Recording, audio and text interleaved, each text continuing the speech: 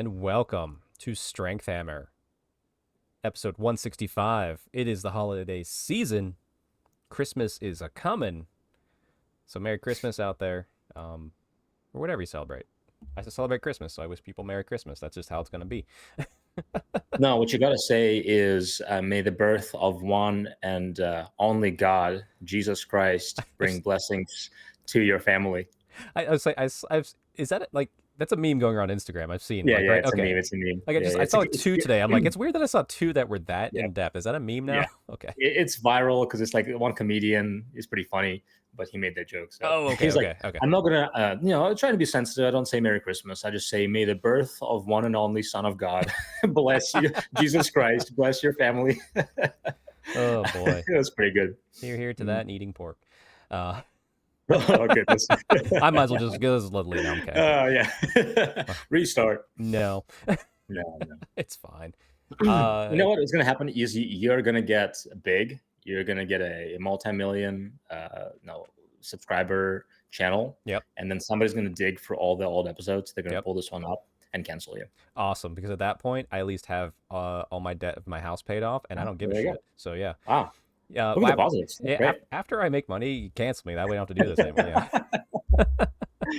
Yeah. Hey. Anyway.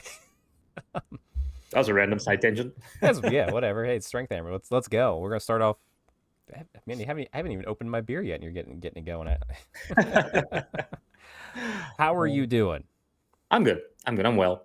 I was telling you earlier, I'm not having a bad day. Mhm. I'm actually having a good day, but I'm just feeling off today. Like I'm not Yeah. quite feeling myself for no good reason. Like yesterday was a good day. This week is pretty good. But yeah, but I'm here. I'm here, and I'm not queer. Good. I mean, it's odd that you had to say it out loud like that, but sure. Yeah, those allegations, man, keep coming in. I have to keep defending myself. You do fitness and pose on Instagram, so you're gonna get all the guys in your DMs, I bet. Yeah, and also make like just unholy amount of gay jokes with all my friends. Yes, That doesn't help. Yeah. Sure, yeah. See, you're bigger than me, and you're trying to get canceled quicker. This is, I think you got the Strength Hammer plan going. Yeah, man. We'll see. We'll see. Is that is that juice or is that just straight liquor? Yeah, it's just Coke. Diet Coke. Okay. Yeah. Well, episode 165. Alex, yes, 165. So it is the holiday season. Last time we went through the Christmas guide for GW. It had some bangers, had some misses. Yeah. But pretty good. But as I was telling you, I got pretty much almost all my Christmas wrapping done. Like I'm done. Yeah, which is crazy. December 4th, recording this podcast. You're almost done. I will finish it tonight. I have not received. I think I have about 5% of the gifts in my house right now. Yes. So I'm still waiting to receive more, and I probably have to buy another 15-20%. I still have yet to buy. Gotcha. Yeah, no, it's done. I'm like, let's go, let's get it knocked out. That's awesome. Good for you. It feels good to do that. Because now I can just enjoy the season, celebrate with friends on, whatever meals or gatherings or whatever. I get to go just do that and enjoy and give out gifts. It sounds nice.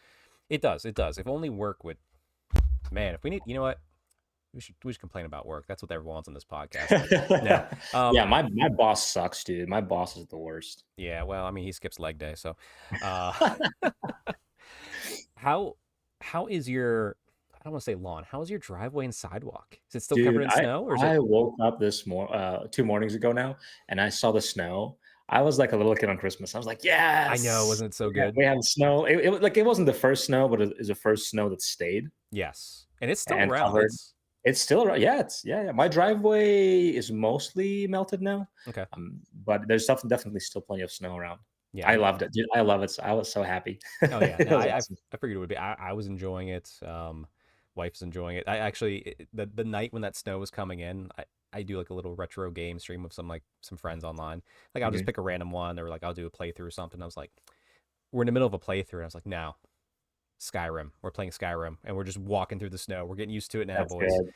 That's good. I like that. It was good, but yeah, my driveway is shoveled, as is my sidewalks. My sidewalks are also healthily salted. So yeah, there we are. We're good to go on that front. The lawn is covered, but Lawn is covered. I there's see a little bit picking through, but it is covered. the only place I see pieces sticking through is where the bunnies and the cats are like hopping around. Oh, So yeah, no, that's nice. fine. That's all good. Yeah. I love this snow because it's not cold enough that it's like you go out and you're like, oh, I want to stay inside. But it also is almost cold enough where it stays. Like it needs to be a little bit colder. And Uh, it's also sunny. Like so I just love this type of weather. question for you: have you been outside today? Yeah. Like within the last 2 hours? Yeah. Okay, because it's getting colder. It's gonna be freezing. Oh, It's really? very Oh. cold tonight, I think. I did come out right after the gym though, so I was like pretty Oh yeah, pumped. yeah. I just went out for a quick bit of groceries and stuff. Yeah. Let's see. Yeah, it's gonna get down to 15 tonight. That's pretty cold. Yeah, it's not gonna be but ooh. Yeah, we got it's just snow and well, we'll see. Might have one warm day that might ruin it, but we'll see. Anyway, Alex, there has been a lot of hobby because we had to record early last week, as you Yeah. reminded me, for everything. So let's just dive right into your hobby. So you got a lot. I'm gonna save the bulk, like my games and what I've painted, for Sure. talking with Neil. But I have some stuff to talk about with you on that. But we're gonna go through your Sure. hobby because man, you are crushing it. Yeah, I didn't actually get almost any hobby done. I don't think I sent you everything. Let Oh, me geez, check. that's fine. Did I send you the Blood Bowl team? Not the game, but the team I bought? No, you actually didn't. I don't think you did. Yeah, Okay. you can just hold up the Well, box. Yeah. yeah, yeah. I'll just tell you what it is. But yeah, so So I guess I'll start with, your first picture yes. up is looks like you, our good friend Brad, and our good friend Yes. Chris. Yeah, so we played a 8,000 point battle, so 4,000 points per side, this last Saturday. It was a great time. Chris and I allied. So Chris and I never actually played Old World together. And he is relatively new to the game. I think he Yeah, but is. he's really like picking up steam. Like, Yeah, yeah, he gets a lot of reps in. I think he's about 10 or 12 games in now. yeah, and So he's painting his army too. Like he's starting to get he some color is. on it. Yeah. He is, yeah, which is very good.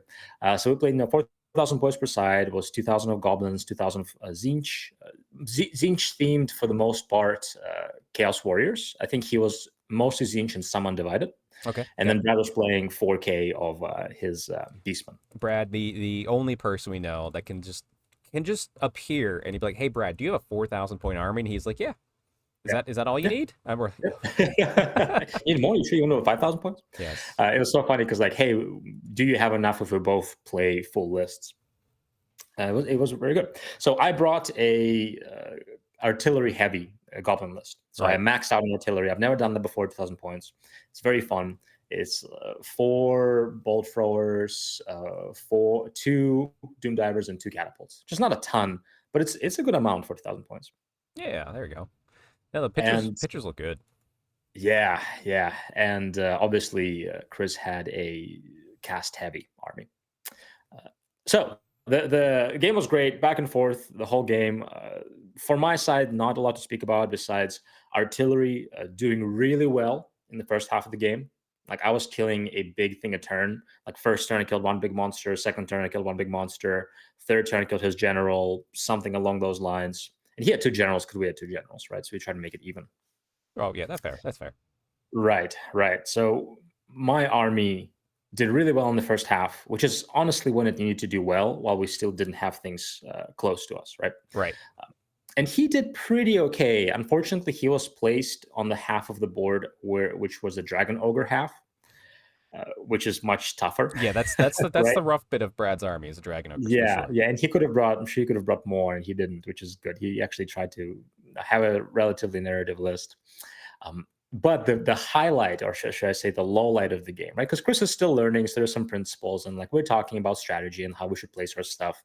And I tell him like, hey, I'm putting all my artillery on this side, and Brad has two ambushers, right? So I'm putting all my artillery on the right side of the table. We have a hill. I'm going to put everything in the clump. I'm not going to spread it out. Right. Yep. And as long as we, I'll put a unit on the right side, you put a unit on the left. As long as we do that, his ambushers will come in far enough away that we'll be able to kill them with artillery before they ever get to us, right?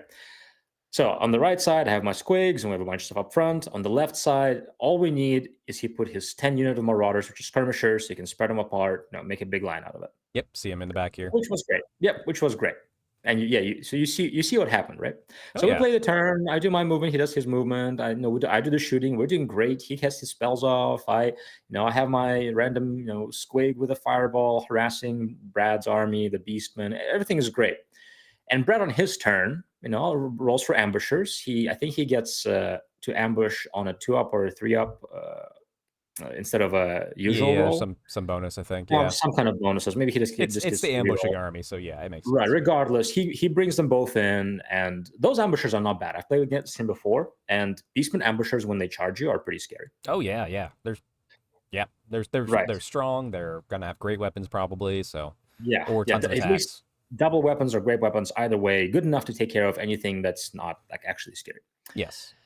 And Brad starts putting models, and I'm like, "Oh, Brad, no, you can't do it. We measured. We didn't give you room." Oh. And Chris is like, "Oh, no, I did move them." And Chris. I look at Chris and I'm like, oh, why? Because in my mind I'm thinking, oh, I haven't looked at Slaves Darkness or Chaos Warriors for a while. Yeah. Maybe Marauders are good on the charge. Maybe he's trying to bait them, right? Sure. And Yeah. maybe he's gonna because you can charge when you ambush. So he could ambush. Maybe he's gonna clean them up, right? And like that's his strategy is take care of his ambushers. And he's like, oh, I just forgot. I just moved them forward. I'm like, This is my okay. 12th game, and I'm allowed to make It was mistakes, Alex. Jeez. yeah, it was so funny. It was so fun because we talked about it. Like, hey, just keep them there. That's all you do. That's their job. So he put his ambushing units. He charged my artillery. Chris felt so bad. To be It was fair, I remember a very similar thing whenever you were like really picking up speed, and mhm. it was like kind of before your army started clicking and how to like Yeah, actually do it. yes, You were just very like a buck fever. Like you were like, I'm going to go kill stuff. I'm going to go move and do stuff, right, and right. like until yeah, and like don't think it's a bad way because we all go through it. I feel I know I Yeah, yeah, went through it. When you're yeah. in that mode and you're still the game hasn't clicked for you yet, it's Yes. easy to make mistakes and it's easy Oh yeah, to have your opponent capitalize upon it. yeah, And then all of a sudden it clicks and your opponent goes, "Wait, I used to be able to beat you." Like yeah. easily. Why is it hard now? Because you figured it Right. out. So Chris will get there too. He's just gonna make these Yes, he mistakes. will. Yeah. He will. And he also learned the game. And there's a lot of rules to learn in this game. It's not Oh like yeah. a simple skirmish game you can learn a few games like this. There's a lot of technicalities and things you got to pay attention to. And like you said, I remember being there. It's like, what do you mean my units? Like it feels to me like they're not doing anything, but Right. they are doing something by blocking out him coming in and killing all of my artillery, right? Right. But Yep. he's thinking like, well, I don't want to just not move them. Let me do something with them. Right. So he Yeah. won't go forward. But yeah, it's a learning thing. And the thing is, now he's probably not going to make that mistake, or at least not very often, because of what happened. But regardless, Right. he charged my artillery. He took care of a couple of units. What I did is I had a small squig hero, which took care of I think one unit, but then they didn't do much. But then my wyvern turned around, and I think yeah, I have the picture here of him next to one of the Cygors. yeah. So my Or wyvern turned around for a is turn, it a and Cygor? then No, it's not the Cygor. um Doom Bulgor, one Bulgur. of Yeah, those, I don't know. Anyway, one of the those. melee Yeah, one, not the big magic killer. big fighty Yeah. one, yeah. The one that So has Monster Slayer, before by the way. exactly, so before I got to face him, my wyvern faced his ambushing units, which he had a hero left from one of the units, and he had just a random unit of gores. So I charged the hero. No, I charged the unit, Yep. but I caused terror. So his unit fails leadership, flees off Oh. the board. Oh, it was right there. Yeah. Right, and I'm like, okay, I'm going to what do you call it? Pick a different target for a charge. Oh, Right, redirect. Yes. redirect. I pass my leadership. I charge his hero. His hero fails the leadership test, and also flees off the board. Yeah. Okay. Yeah, so that took care of that. It So was, failed charge. You move it was- forward 3 inches. yeah, I moved forward a little bit, and then we'll call him Bulgor, the big fighty guy. Yeah. His Bulgor made a charge into my wyvern just barely. Yep. Right. He's pretty good. I don't know if he's better on the charge. He's okay. He does one wound. I do nothing to him Right. fighting. Right. So I lose by one. Big deal. The leadership on this guy is just an orc war boss. The leadership is just 8. I roll an 11. I reroll because I'm within range of BSB. Oh, yeah. There's Yes, you lesson do. learned. Yep. Right? Yep. Roll a 9. Oh. Okay. All right. Flee off the board. Leave the board. That's It hilarious. was good. That's It was really good. really fun. So that was pretty much the end of the game. Yep. I think the last turn 6, we tried to get more kill points. We couldn't because we literally did not kill any points worth of out of his 3 units of The what are they Bulgor. called? I think they're Bulgors. Not the Bulgars, the No. lizard beastmen, Oh, Dragon Ogres. dragon ogres. Yeah, we Yeah. didn't get. He had 3 units of 3, no, 3 units of 4, and yeah, we didn't get any points from them, I'll say which was that. hilarious. I know that's the fun thing. Like when I play of high elves against it, like that's the hard unit. Yeah, But like I can kill them at least because like I've right, like. But like the problem is I don't have enough to take care of the rest of the stuff. Then. right, right. Yeah, we took. Yeah. So anyway, so Yeah, I'm it's thinking very we interesting lost. dynamic with Dragon Ogres. Yeah. Yeah, yeah. I'm thinking we lost. I'm thinking. Well, by the way, Fanatics didn't do much this game at all, Yeah. which is game dependent. And so I'm thinking we lost. Like my last turn, my general is out. We didn't get any points from his dragon ogres, and we do the math. We actually won on points. Not because it was a 4,000 point game. The difference was small enough where it's actually a tie, Oh, okay. Yeah. right? Because it was like 200 something points, which is only then within about a 100 point difference. Right. Technically a 2,000 point game. So it was a tie, but great game. Very, very fun. Took us about 5-ish, maybe up to 6 hours. And yeah, we were chatting. We weren't trying to, play fast. Yeah. Nice It's little a really good Saturday time. game. I Really enjoyed it. I said I wish I could have been there, but I had a great time with my wife, Right, relaxing, watching right. movies. But yeah, I was like, man, I was ready to go with my dwarves and be there, but Which, if I wonder who you would have allied with then. You wouldn't ally with Gob, probably with Chris, I'm guessing. probably I would guess, yeah, probably been like, yeah, it's really at least the most orderly, Right, right. I could see that alliance. the most likely to, hey, let's not kill each other until we're done with this type Right, setup. Yeah, right. Because between you would never join goblins. Would no literally hate each other.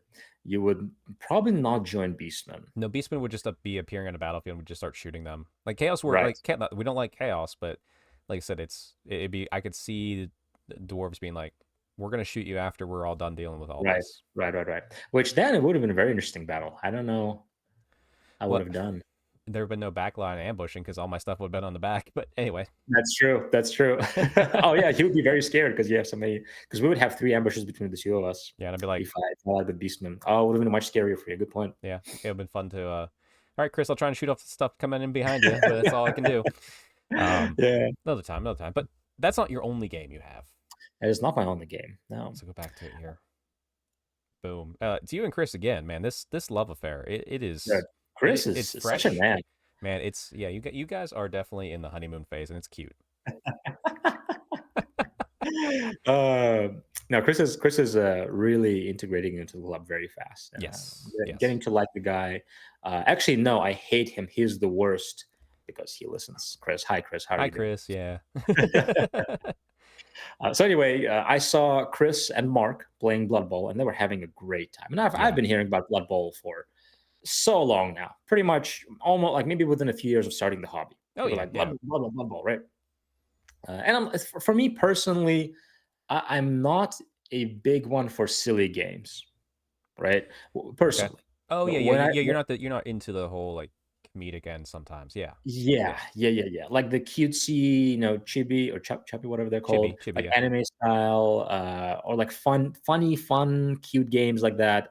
I just don't like. It takes me away from the setting. I want my setting to be like people like dying. Like there could be fun things like Doom Divers because they're drunk on mushrooms or because somebody forces them to do it, or there's like some kind of lore with the glory.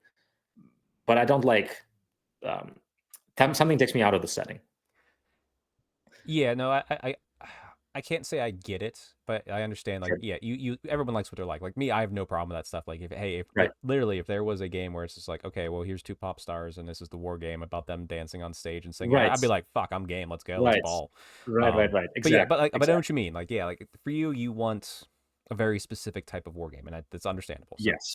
Yes. but Yeah, I think you kind of find like there is humor, but Blood Bowl does kind of do a great job of balancing both the humor and the grimdark aspect. I feel. it does. It does. So at first, I was very hesitant to do it, but then they were having a great time, and the models always look great. Yeah, The models they're are gorgeous. phenomenal, Yeah. right? So I was always very intrigued by the models, but I never like, oh, it's a setting where the fate of the world is dependent on this football rugby game. Okay, that's weird to me, right?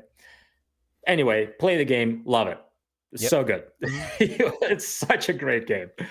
Uh, I got a team a week after playing it. Yeah, that's it. Yeah, you got and so you were playing what? You played your first game was with orcs. Yes, I played it was the vanilla starter set, Yep. right? With or the most recent starter set when the Blood Bowl came back with humans versus orcs. I was playing the orcs. Chris was playing humans. It was one-sided massacre. Not gonna lie, the orcs just stomped on the humans. Yeah, it's yeah. Orcs are just there to fight. Yeah, Yeah, and humans you have to really learn yeah, how to play football around all the mess. right. I think Chris. I actually don't know. Chris was winning when I left last night from the barn Hmm. against Mark. They were playing Blood Bowl again, but I don't know if he won. But I think he finally kind of figured out how to play them Yeah. because you cannot match orcs one to one in combat or quote unquote combat, right? Right. When you're blocking or blitzing, because orcs on average will outperform you in combat, but humans are faster in general. Right. He was kind of learning to play to that strength. Anyway, great It, game though, lots of fun moments. yeah. No. Very simple to learn too. Yeah. I have a Blood Bowl team painted by our friend of the show, Sean McAfee. Brush for Hire. Check him out. Does great work. Amazing artist, and I think he's doing sculpting now too. So it's crazy. Oh, Or at least he has been recently. But he painted me a dark elf team. And I had it, and I never got a game in. So I'm hoping since it's picking up for you, like you guys, like yeah, I'm gonna be able to bring it. Someone can teach me. I won't lie, I've played Blood Bowl on the PC, which you should pick. You should look up Blood Bowl 2. It's simple. It's usually cheap on Steam, and it's the exact game. But the nice thing about it, it does all the rules nonsense for you. Because I've played it. okay, all right, perfect, yeah. Because Yeah, like I say, and because of that, I'm like, well, I'll just let the computer do all these rules for me because no one around here plays Blood Bowl. But I yeah, wouldn't mind. Like I have a team ready to go. Like yeah. it's set. So Just tell Chris to hey, teach me a game. yeah, I probably before the year's out that will happen, Chris. So Yeah, since you since should. you're since you're listening, Chris, Yeah. I was gonna say too, what team did you end up going with? I picked up the Chaos Dwarf team. Oh, okay, all right, perfect. I look forward Started to. assembling it. Yeah, it's pretty cool. I Pretty mean, you cool. could paint those real quick if you want metallic heavy.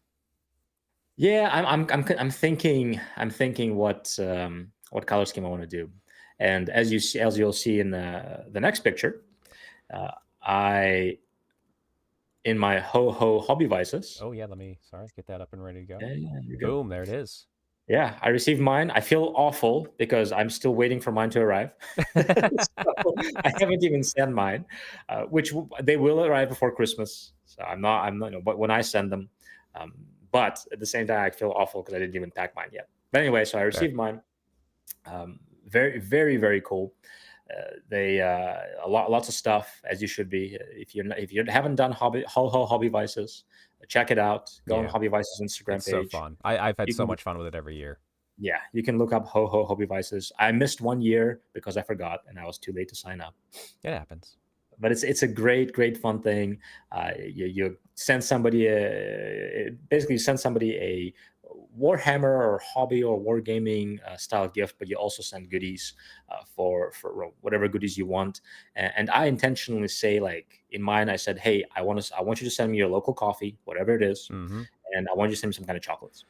That is awesome. So what? Where was your gift from? What part of the country? Because I think they were doing like more just continent to I continent.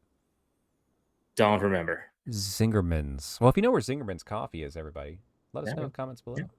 And the guy told me at least multiple times. I'm just horrible with memory. I will give a shout out. It's an Alpha Omega Project on Instagram and YouTube. Oh, nice. Check him out. He's a very nice guy. We've actually been talking for a little bit now. I mean, Great honestly, guy. if you send me the link after the show, and I'll put it in the show notes Sure, down below. People can check out sure, either send me his YouTube. Like that's YouTube to YouTube. sure, Yeah. sure. Yeah, but look him up. Otherwise, Alpha Omega Project, great guy. Does actually really good painting as well. Nice. That looks good. Yeah, it looks like Yeah. so some cookies, some coffee, some chocolate.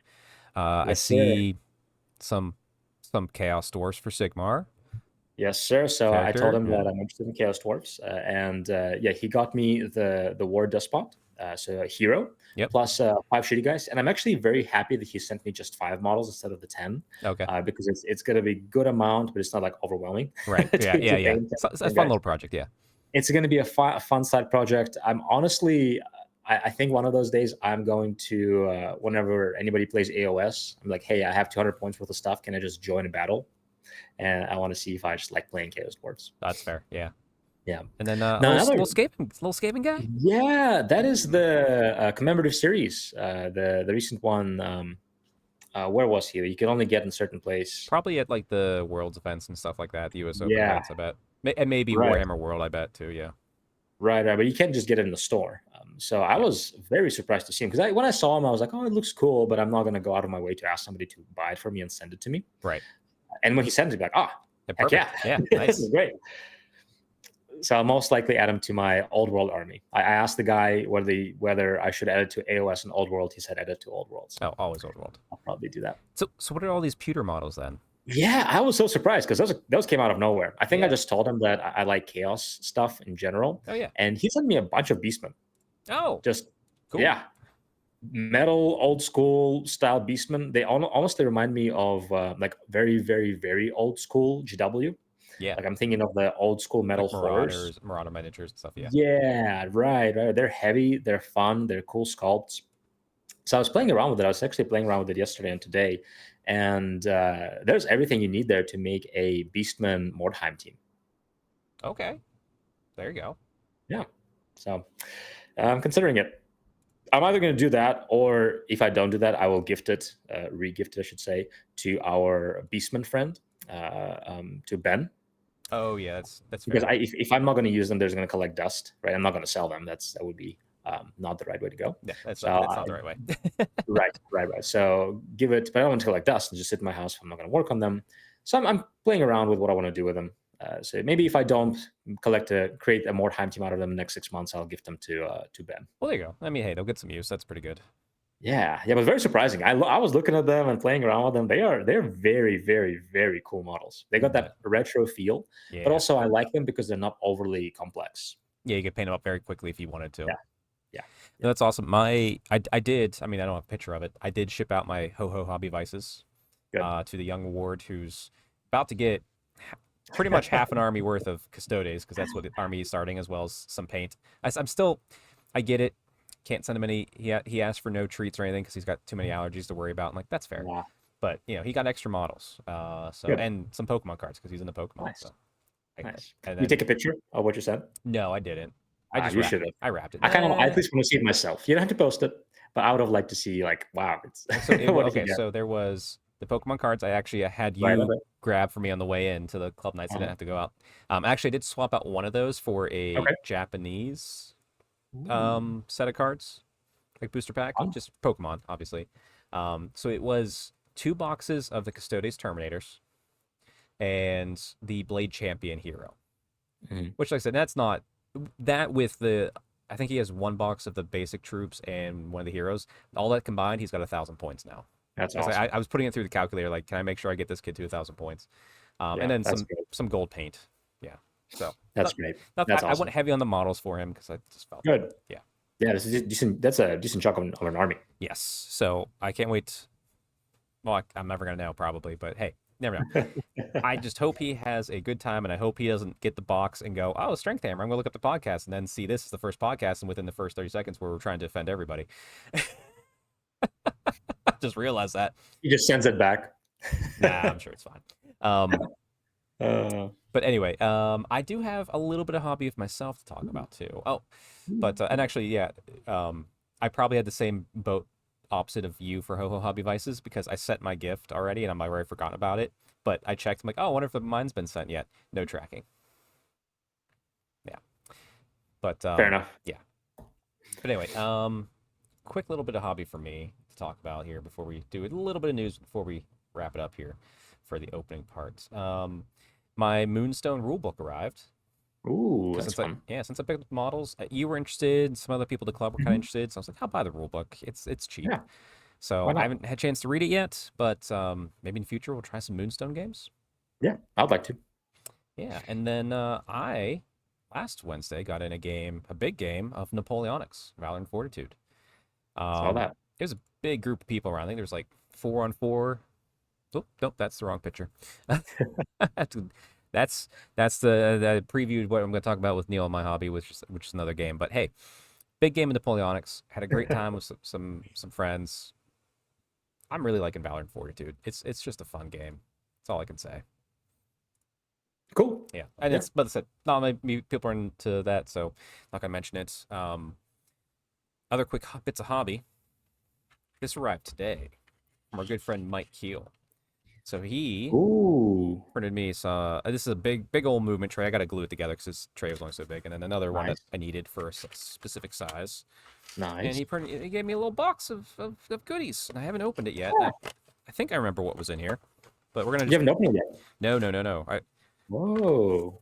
Yeah. So haha, there they are. It's This just trend. it's just Tren. Oh, so he print. Oh, that's pretty crazy. So it looks like some uh angle That's angle cool. little things, maybe tools. Angle tools? Yep. Yeah. Couple extra bases he gave me. A got wrecked printed model, That's awesome. a Felix printed model with some bases, That's awesome. and I think that's the entire Fellowship of the Ring.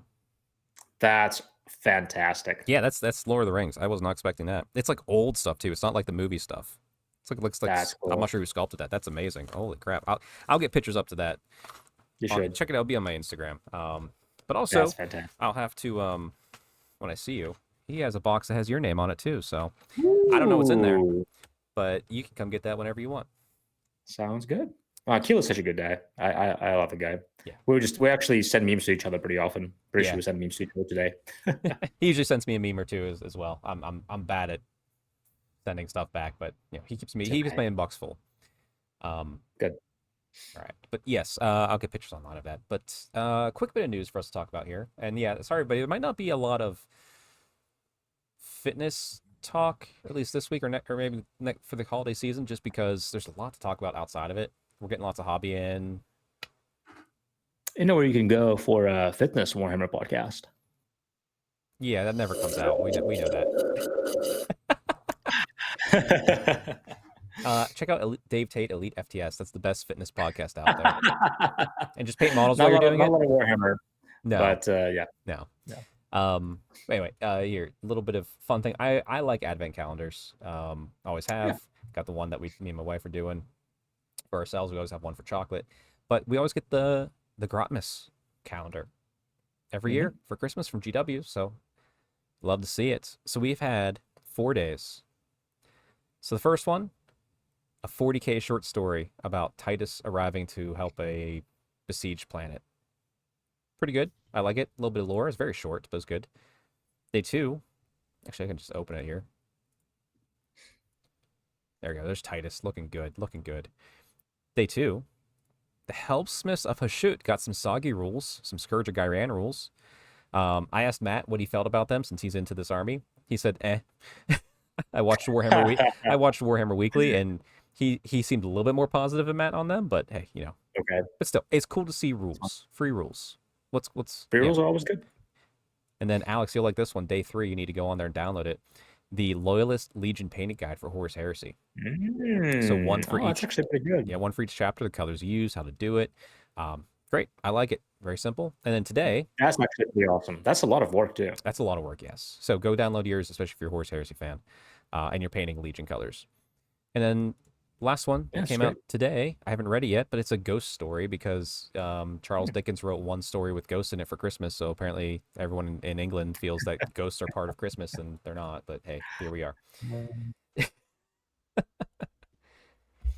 But I haven't read it yet, so I'm sure it's great. I look forward to it. But yeah, I like the advent calendar, so make sure you're keeping up with that if you're Oh, into this hobby. yeah, looks neat. Yeah, but I It's guess a longer story too. that's a long story. Yeah, I haven't had a chance to read it yet, which it'll be between me and you recording and me and Neil recording. I'll get a chance to read it. But let's sneak in a little bit of fitness here. Ooh, How's your gym going? Just good, good. I'm considering playing around with the idea of starting my mobility earlier mhm. than I planned. I told you that I want to do like almost like a physical therapy section. And I'm considering starting it earlier because I really want to start pushing my lower body exercises again. Yeah. Um, I can do certain things, but I have a a patellofemoral joint pain. So right above my knee. Okay. There, yeah, there's that joint that goes over the knee, and I can do certain leg movements, like a lot of unilateral work. Right. So split squats and Bulgarian split squats, I can do them pretty heavy, but I haven't done heavy squats or heavy leg press or heavy hack squats for forever. So I'm really wanting to, and I really like doing them. Uh, but yeah, I've been having a lot of pain, so I'm considering doing a physical therapy kind of 4 or 5 weeks sooner than I was planning. That's the only thing. Oh, oh, there you go. My gym still going well. I did. It's one of those like, okay, I'm not going to call it an injury, but like whenever you pushed a little bit too much and you feel it in a certain part, had that Yeah. on my kind of like Achilles area. Oh, okay. And I think it was because we did the calf machine and I went a little bit up in weight, and then Mm, immediately after we did our jumping sets. So it's probably just mm, overexerted it. It's fine. I obviously no problem just yeah, walking and all you'll that. But heal. like for like the next day, I'm like, I'm not used to feeling pain there. That's interesting. Yeah, Um, yeah. but it's good. But other than that, I actually think I might start mixing in on the off days just to up the volume that I'm doing. And actually, it was just a random thought I had. Shout out to our friend, World's Strongest Warhammer. He was doing just EMOM deadlifts, and I'm just Mm. like, usually when I'm working, I could set up something like just an EMOM deadlift, EMOM bench press, or like something Remind me what's an imam every minute deadlift? on the minute. Every minute on the minute. You do Got a it. certain number of sets. Like it could be one, it could be two, just whatever you think. And I'm like, that's creates a lot of volume very quickly. And I'm like, I should start doing that because I can leave it, especially deadlift. Like I want to get my deadlifting again. I'm like, I could put 225 and just do, hey, every minute on the minute for 10 minutes, sets of three. Yeah, That's a it's not a bad idea. that's a lot of volume just Yeah, for that yeah. level. For You're saying the goal is not to like be very heavy, so you can like just go for it. right, exactly. I mean, yeah, yeah. I mean, man, maybe work up if I want to do heavy, it'd be like 315 1, every minute on the minute. Right. Like that's, Right. but Right. like I'm like, yeah, like it's the thing too, where it made me think more back to my old CrossFit. Like, man, I got such Right. crazy workouts in such a short amount of time. I'm like, well, it's because you're Different doing things mentality. like Yeah. that. So I'm like, okay, well, and it's so World's Strongest Warhammer gave me the idea, not intentionally, just I saw it. I'm like, I should just do Yeah. that. So yeah, we'll see. What? How long do you do that? How many minutes? You kind of set what you want. Like I'll feel it out. Like I'll probably, like I said, I'll probably do I'll probably do 225, and I'll probably do sets of two, and I'll be like, all right, let's do 8 to 10 minutes, and just see how Okay. I feel. And if it's great, then And it's you like just rest in between. what's that? You just rest in between. Yeah. Okay. So like Yeah. honestly, I'll do it between, and I have a standing desk, so I'll just do it while I'm working on stuff that doesn't need my immediate attention, like or Yeah. nonstop focus. Just set a timer and just go. Um, yeah, and then like I said, and if that feels heavy as heck, and I'm like, oh, that was Just too go much, I'll ahead. back off or change it. And if it's like, oh, that wasn't Yeah. too bad, then like I'll start slowly increasing from there. That's good. I Yeah. like it. Oh, it's a nice way to keep Yeah, I guess. keep the barbell in hand when it's like not as often in hand lately. Right. Right. Fair enough. Yeah, but EMOBs, they're great. Everybody should do them. Never done them ever in my life. You should. It's odd how like you're excited to do it, and then like you just like it becomes a grind, but it's also a grind you like. Like honestly, tonight I would challenge you, Alex, do 5 push-ups every minute on the minute. Mm. Do it for 10 minutes. Yeah. That's It's 50 pretty easy. push-ups. It's pretty Yeah. simple, but it's just That's true. like you'll start like just when you think like, oh la la la, you forgot that you're doing it. The timer goes off and you just drop and do it real quick. It's a really good mental thing too, I feel. I've done a version of that. It's a little bit different. German high volume training. Have you done that before? No, but I bet I know it by another term. Yeah. So Probably, basically, what I mean? Like, right. It's 10 by 10, and you take a minute in between. Um, but you don't go by time per se. oh, Uh, so you just yeah. do so you're just working out with me because I don't let you rest between sets, and you make me do high volume. So Right, but it's 10 by 10 though. Like, so like, and you pick a yeah, weight. It's hard to pick a weight right because it takes like a few weeks to pick the weight right. yeah. But I usually pick way too hard, and by the end when I'm dying. I know. I'm sitting early on like I don't know 135 on bench. Holy crap! That like Yeah, well, yeah, I've picked like I think tried to do when I was doing a lot of squatting. I'll try to do 225 on squatting. oh I didn't even finish. oh I did yeah. I 135. imagine it'd be like the third set. You'd be like, fuck. I messed Yeah, up. it's really kicks in. Like honestly, you feel like it's no problem until like set 6, and then you're like, holy crap, that's a lot of work. I still remember, and I want to do this again. It's as stupid as doing the 8 hour arm workout, which I have done, which are it's fun, but Sure. it's stupid and fun. Um, I had an hour for the gym. This was like this was before I did CrossFit and everything, but like Mhm. legs were feeling good. I'm like just 135 on the bar, and it was just, can I get to um or how many reps can I do? Like just like it would just be non like stop when I felt like it, and Mhm. it was a lot. I was doing like it was over 100 reps That's of just awesome. 135, and except be like 1, 2, 3, 4, 5 rest for like within an hour, and it's just like it felt so good. It was so like weird. I loved it, but it was like also so dumb. Yeah, just for fun. Yeah, but I don't know. I need find the fun in fitness. That's your goal, everybody. Find the fun in fitness. Very good. I like Yes. that. All right. Well, hey, everybody, if we didn't offend you within the first 30 seconds of this podcast, welcome. I hope you're having a Merry Christmas and whatever you're celebrating. I honestly, I don't care. If you're celebrating Hanukkah, you should wish me Happy Hanukkah. Or I don't know. I don't know the proper way to do the Kwanzaa. I'm not sure if is it solemn? I'm pulling on like my Simpsons, like have a solemn Kwanzaa. Like I don't know if that's the right way or if you say Merry Kwanzaa, but I don't know. I don't. But regardless, just wish people what you wish for. Like hey, that's all you gotta do. Yeah, you won't be offended if you just say I say Merry Christmas, you say Happy Hanukkah. We move on with our lives. It's easy. Yeah, I was trying to think of some kind of a offensive thing to wrap it up with, but couldn't think of anything. Good, probably. I don't know. Anyway, Neil and I are gonna talk on the other side. Arcane Journal time, boys and girls. So anyway, Enjoy it. yep, we will. We will. Alex, we'll see you later. Everybody else, see you over there with Neil, and hopefully he's less spicy. Bye. We're back with Neil and the gloriousness of his. I see glory on the shirt. Glory to. Oh, is it to the crew? To Columbus, Glory yes, to the Columbus absolutely. crew. Hey, did you see the Riverhounds? Won their whatever league they're in. Oh, really? Yeah, it was a big thing in Pittsburgh. And they were like, oh, okay, can you guys go to MLS now? Well, now a lot of people, like nobody who's listening to this actually cares about this, but I'm gonna say it anyway. Sure. So MLS is doing a lot of making a lot of changes to their season. They're now aligning with Europe, like all the other major leagues in Europe, Oh, good. as far as when their season will happen. So that's going Oh, to change. that's interesting. I care. Also, if you have Apple Plus, and we are not sponsored, but maybe we should be sponsored by them. Apple Uh, Plus. they now the MLS package is free. You don't have to pay separately. It's not behind a paywall anymore. So you have Apple Plus, you just get to watch Oh, MLS. I man, I have zero. I have no Apple products in the house. Me and my wife never like we never went that direction. Like other Uh, than like I think she has one iPad because it's great for drawing, but like we're not in the ecosystem. But man, I have no reason to get that. yeah, It's close, but it's like yeah. anyway. Well, that is where you have to find all the games. And this weekend just happens to be the MLS Cup, where you get to see Messi in the MLS Cup for the first time take Ooh, on the Vancouver Whitecaps. I I probably have some place I can watch it.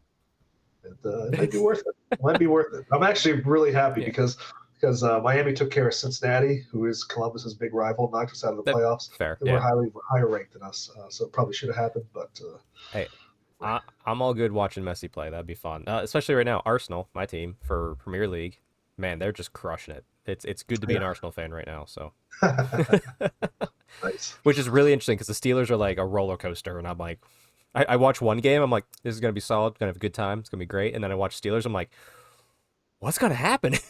Anything could Can we, happen. can we just make a new segment, a sports segment? I mean, we honestly, folks, let us know if you want us to hear more sports. It would be me and Neil as a segment. I don't think Alex understands sports or cares about them in any No way, shape, or sports form. ball for Alex. Yeah.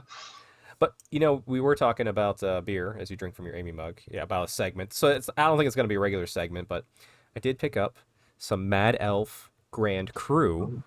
Yeah. Um, it's a beer with a cork. Isn't that like 10 percenter, Matt It's Elf? so it's an 11 percenter. Yeah. Yeah, it's like you have one of these. Like, and I actually had it next to me whenever I was recording with Alex earlier today. I'm like, nah, I'm not gonna drink it. It's I'm gonna save it for like the evening. But Uh-huh. this version of it, this like normal Mad Elf is 11, and you could accidentally drink that way too quickly. However, this it's almost like a port,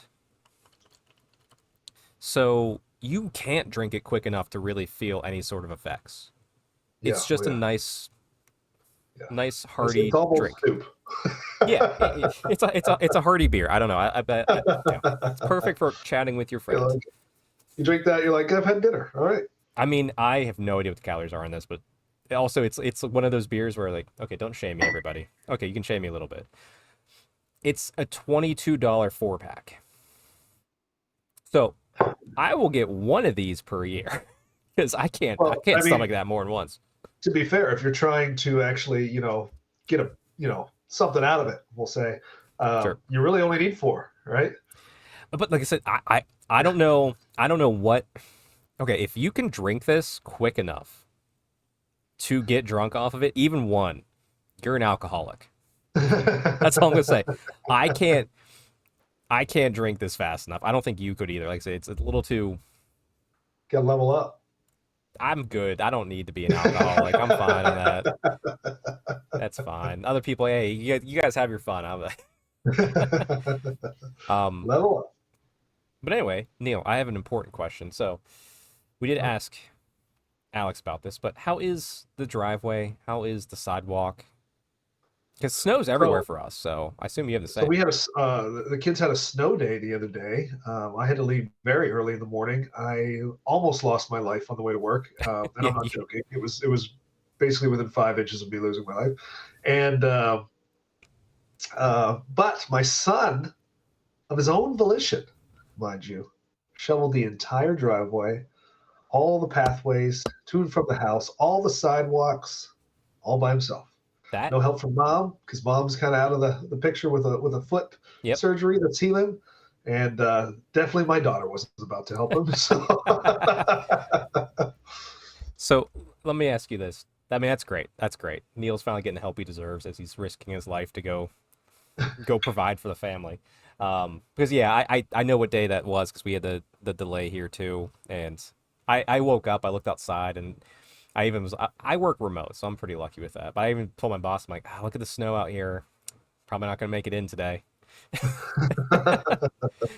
Um, but do you ever do the move where you're like, ah, it's gonna snow, and you just go out and salt the shit out of everything? Like you're like, I'm not shoveling because you know what? nothing's gonna not. This is probably a bad move by me, but I'm not a salt guy. I don't Really? really salt anything unless I know somebody's coming over the house. That is, and it's like a planned party or something. I don't want anybody tripping on some ice. My family, it's step on that driveway at your own risk. Fair. I mean, for me, it's the sidewalks. I'd salt the crap out of them. But okay, all right, that's fair. That's fair. Yeah. I mean, I'll shovel them, but then you're on your own. So, I did my part. It's up to nature now. Mhm. All right, I do have one other question specifically for you, Neil. Sure. How is your Spotify Wrapped this year? Oh, I haven't even looked at that, but Well, I will say um, it's probably some mixture of sea shanties, rap music, um, yep. regular pop music, alternative 90s, um, Hmm. absolutely zero country. 'Cause that's the way I roll. It's pretty much everything but country. Yeah. Well, that's fine. Here's mine, as you could guess. Taylor Uh, Swift, Taylor Swift, and Taylor well, Swift. she can only appear once as far as top artist, and she's number one. But she appears 3 times in top songs, and she was every single one of my top albums this year. So yeah, No. yeah, Taylor Swift, Cascada, which you'll appreciate that. Everyone who's born in the '90s appreciates that. Dua Lipa, Oh, Ava Max, and Lady Gaga got in there because a few of her songs are a little catchy, even though she's a little bit crazy for me now on a lot of stuff. Um, I have to listen to Lady Gaga song, but I immediately have to listen to a Sabaton song. I have to offset. you got to cleanse Yeah, the palate. yeah, exactly. That's how Lady Gaga comes in. She's like, okay. But that's That's expected. That was more of a lead into what I do want to bring up briefly as news, which I'm surprising you with, um, is the Spotify Wrapped for our podcast, which I found out was a thing really like 10 minutes ago. I was like, oh, that's right. I wonder if this exists. How do I find it? And I found it. Really? Yeah, so we're gonna go through it now because we are on Spotify, all the faithful YouTube followers here. So hopefully there's no audio because I don't know how to mute that on here. I had no idea we were on Spotify. Yeah, I put all these up to, which is sometimes whenever you might hold something up and I say what it is. It's honestly more because there's a Spotify option. Ah. But let's see, and actually we do numbers. We do okay on there. All right, let's go. Let's see. I have it up on screen. I'll read it to you, Neil. All right, so it's quite a year. Okay, sure it was. A little proof that hard work pays off. Audience growth, 54% this year. Oh, hey. Yeah, awesome. It's growing better than it's growing on YouTube. Total new audience, 488%. Wow. All right. Total followers. I didn't know you could follow on Spotify. Oh, I guess you can. Yeah, I follow on Spotify too. All right. I guess it counts it. 36% increase from last year. Nice. You So guys now we have 5? No, actually, I think we have like 40, 50. I'd have to look. 142% increase in total listening time from last year, which means we're saying enough interesting stuff now. All right. Or just a lot of people with a, well, I guess in Spotify they can't see it, but if you're here on YouTube, you definitely have a bald, bearded man fetish. That's true. That's why you're here. What's really funny is the fact that we're talking about the Spotify benefits, and I'm scrolling through the wrap that the Spotify people can't physically see. All right, what else we got here? I'm not sharing that. No. This year, one episode. What was our best episode, Neil? What do you think it is? Our best episode. Think of a topic. I don't know. I mean, you don't know the titles to her. I don't know the titles till like 2 minutes before I put these shows out. I got no idea. It's probably. Is it a release? Is it a release? Something with a release? Do you want to know? Yeah, let's go. Grand Cathay revealed at Adepticon. Oh, so that was. Yeah, that makes sense. That makes sense. A lot of people interested in that. Which is interesting, though, that it's #1 for Spotify because there was a lot of visuals in that episode with going through the reveal show. Interesting. Yeah. But hey, we're doing justice to the pictures. That's all I can say. Yeah, they're still quoting it. I'm sure you are. I don't even know what it said. All right, listening passport. We're in 16 countries. Wow. That's actually a lot more than I expected. Top countries. #5, Germany. #4, Canada. #3, Australia. #2, UK. And #1, US. That feels like the most Warhammer thing. I would say maybe France instead of Germany might be more Warhammery, but hey, Germans, you guys are out there. And we're the French aren't picking us up. Not a chance. No, because we make. I think we've made fun of the French a lot on this show. You should. They've heard my outrageous accent. They all hung it. Oh, there's more. There's a lot to this. Wow. Okay. Top fans. We're in the top 10 shows of 28 of the people that follow us. Nice. We're in the top 5 for 18 of the folks that follow us. That's pretty good. Cool. We're #1 for 3 fans, and I could probably name you 2 of them. All right. Chris from the local club, because he listens to us regularly while he's working, and also our friend World's Strongest Warhammer. I bet he's one of them too, because he usually listens to every episode while he's working out. So so it's probably Spotify. That third mystery person. I want to know who you are. Who is it? Paul on YouTube tends to comment quite a bit as well. It could be Paul Conti. Yeah, that's true. So if you're all out there, Paul, thanks. Thanks for your interaction. Our top fans streamed us 10 times more than everyone else, which means we're a regular in their ears. That's great. That's awesome. They binged 2+ episodes in one. 30% listened to 2 episodes in one day. Just knocking it out. Just get it through. I hope that's on multi-speed. And 35% play our episodes that drop within 24 hours. So they're ready for that day 1 release. I feel like that's a good number. I don't know. It really is. Shout out to the people listening to us. Fans have great taste. They sure do. Okay, here's the top music for our fans as far as artist goes. Oh boy. Number 5, Jeremy Soule. All right. I don't know who that is. Number 4, Sabaton. Makes sense. Oh. Number 3, Suicide Boys with dollar signs in the S's. I don't know who they are either. Or number 3. Number 2, Zach Bryan. So got the country, I guess. Right? He's country? Sounds like country. Yeah. Number 1, Taylor Swift. We have the best fans in the world. Are you the one listening? Are you listening on Spotify? I never listen to our shows. No. All right. Top audiobooks. Number 1, Minecraft the Mountain. Number 2, Can't Hurt Me, David Goggins. Yep, that's a good one. That fits the gym theme too, honestly. Throne of Glass. Number 4, Tarzan and the Jewels of Opar. And number 5, Demon Hunter, Birthright. And there is not a fully dressed woman on that cover. It's hand drawn and she's at least covered, but who's listening to Demon Hunter? All right. All right. I have no idea what it is. And the top shows for people who listen to us also listen to number 1, Trapped Under Plastic. Good podcast. I tune into that on occasion. Number 2, Adeptus Ridiculous, another great podcast. Especially that's a 40K one for sure. Number 3, Behind the Bastards. No idea. No idea what that is. Number 4, the 40K Lorecast, obviously Warhammer. And number 5, Creepcast. So I know 3 of these. I don't know the other 2 that aren't Warhammer. So, as I said, now I'm probably going to go check some of these out too. Just curious. Yeah, sure they're not Warhammer? They may be. They might be. And we might want to frame this. Watch out. Here's our accolades. We're a 2025 Rising Star with 72% growth.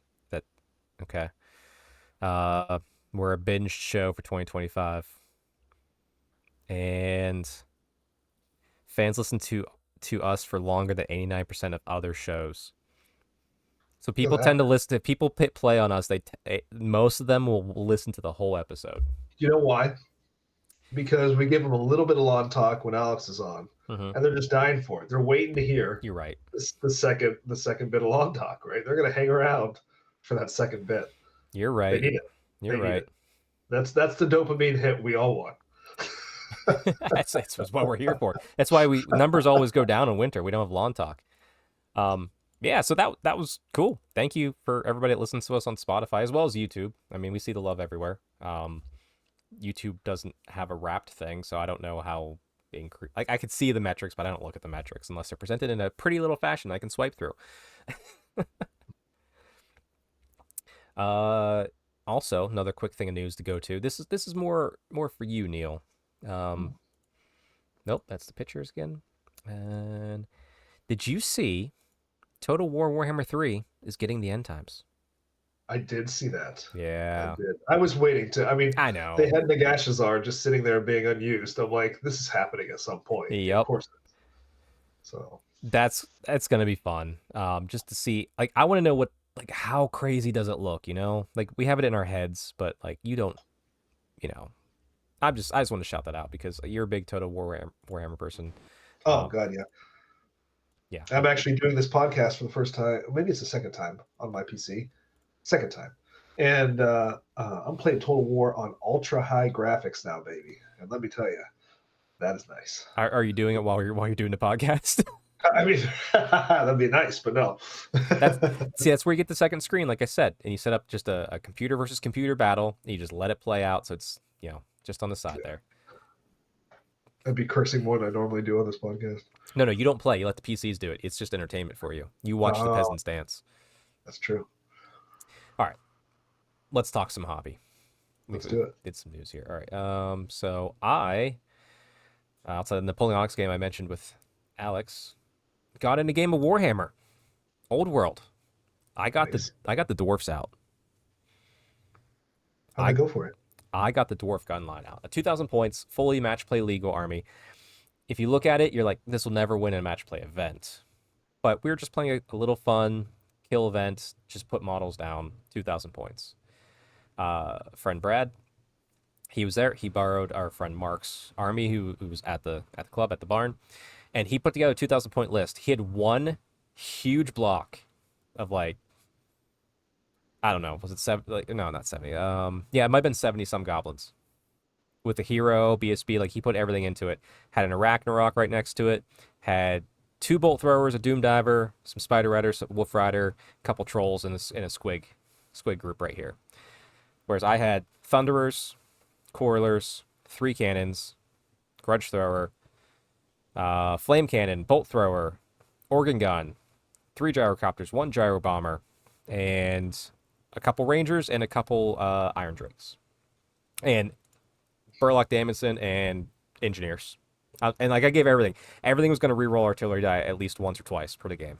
Like I was like, no, we're not playing this game. So I won the roll off to go first. And I was like, okay. So did some damage here and there. Took my 3 cannons. Go after that big goblin block. That's a juicy target for 3 cannons. Sure. Killed 14 of them. Or not 14. Just off the cannons? Just off the cannons. Yeah. Plus 14 off cannons. I think it was maybe 15. Plus everything else I put into it. By 1 goblin triggered a panic test. tell me they all ran. Brad rolled double 6s. But wait. There's a BSB. All right. He picked up those dice again, and he rolled double 6s. And those goblins spent the next 3 turns running off the board.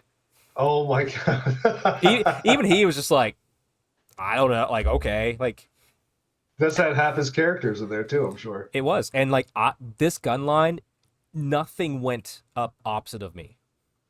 Every like organ gun, at least one of those artillery die was a 10 every time. Yeah. Like nothing could stop this. He killed my Rangers because I sacrificed them.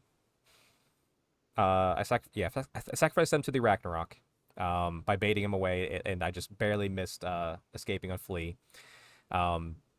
And the one thing that was on his side, his Doom Diver. His Doom Diver double hit, like hit 2 turns in a row before I got rid of it. And one of them, directly on Burlock Damison, I failed to look out, sir, to the other war machines, took him off. So he did. So it was good. It was good. But other than that, nothing went his way. Oh, he had a giant too. And there was a moment, there was a giant right next to my gyrocopter because I was just kind of baiting around it. And I was like, let's roll timber. He's like, no, you have to be touching. I'm like, I don't care. Like, I'm ruining you. Let's roll timber. Roll timber. He got it. Like, okay, good. Give Brad a little fun. He got 3 wounds through. I saved 2 of them. And he's just like, even he was like, fuck. All right, whatever. It was funny. It was all in good spirits. To be fair, I think like a year ago, he had a different goblin army, and the same thing happened to my high elves. I just started failing every leadership test and ran off the board, and it was just like, okay. Yeah. Well, I mean, to be fair, like when you play a giant unit like that, you live by the Death Star. You sometimes, in rare cases, just die by the Death Star. So. But great game. Had a good time. Got the dwarfs out. I only have 1 more army to play this year, so I've played every old army I have, and that's Grand Cafe. And just so you happen to see on screen right now, I have 20 Jade Warriors plus the Lord Magistrate or whatever it is, Grand Strategist, painted, based, ready to go, as well as my Jade Sentinel. Nice. I have been crushing it. And actually behind me is a cannon that's maybe a third of the way done in crew. And with that, I will have 1,000 legal point army painted that I will take to his house. And this is the first time, like, he had his basement flood out and everything, so he's been slowly working on getting his basement back together. He tried to get this couch in before the game, like this like sectional couch that didn't fit, so they had to take it back. Oh no. So he was like trying hard to get it all like set and ready, but no couch, unfortunately. But we had a great game, brought some beers over. Literally like a beer and pretzels kind of game. Nice. Had some pizza. Mike Keel came over, the gentleman who just sent you all that stuff. And so he had the Bretonians. Terry, of course, plays an orc-heavy orcs and goblins. And I play more goblin-heavy orcs and goblins. Yep. And you'll see perhaps in some of these pictures a rather large, obese goblin on a chariot named Morg the Flabulous. Just found him. He's great.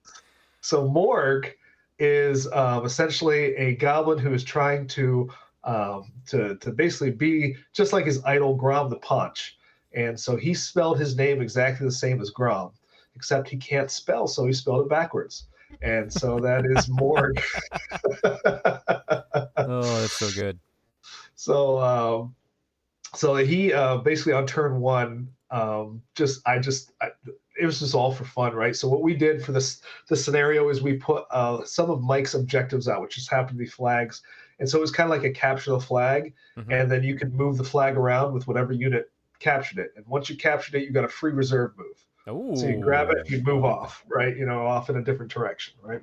So I think at the end of the game, I wound up having 2 of the flags. So based on that, I would have won if we went by that. If we went by kill points, then definitely Mike was starting to mop us both up.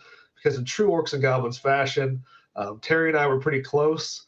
I told Terry, I was just like, we're just both going to go just, doggy punch Mike, right? And he's like, yeah. And then we didn't do that. Then he didn't do that at all. Because he said something my way. I was like, what are you doing, man? And I'm like, all right. So Morg just charged straight into his lines. And now that is just a goblin war boss that I've kind of kitted out as best as I could, as defensive as I possibly could. Yep. So he has the armor of meteoric iron. So that gives you your 5+ unmodifiable armor save. Yep. And he's got a 5+ ward with a talisman of protection. And then he's got his troll hide trousers. So he's a 5-up, 5-up, 5-up. That's pretty much not modifiable on any of those, right? Yeah. He's also on a chariot. Can you killing blow a chariot? The answer is no. No. You cannot killing blow a chariot. Not even with heroic killing blow?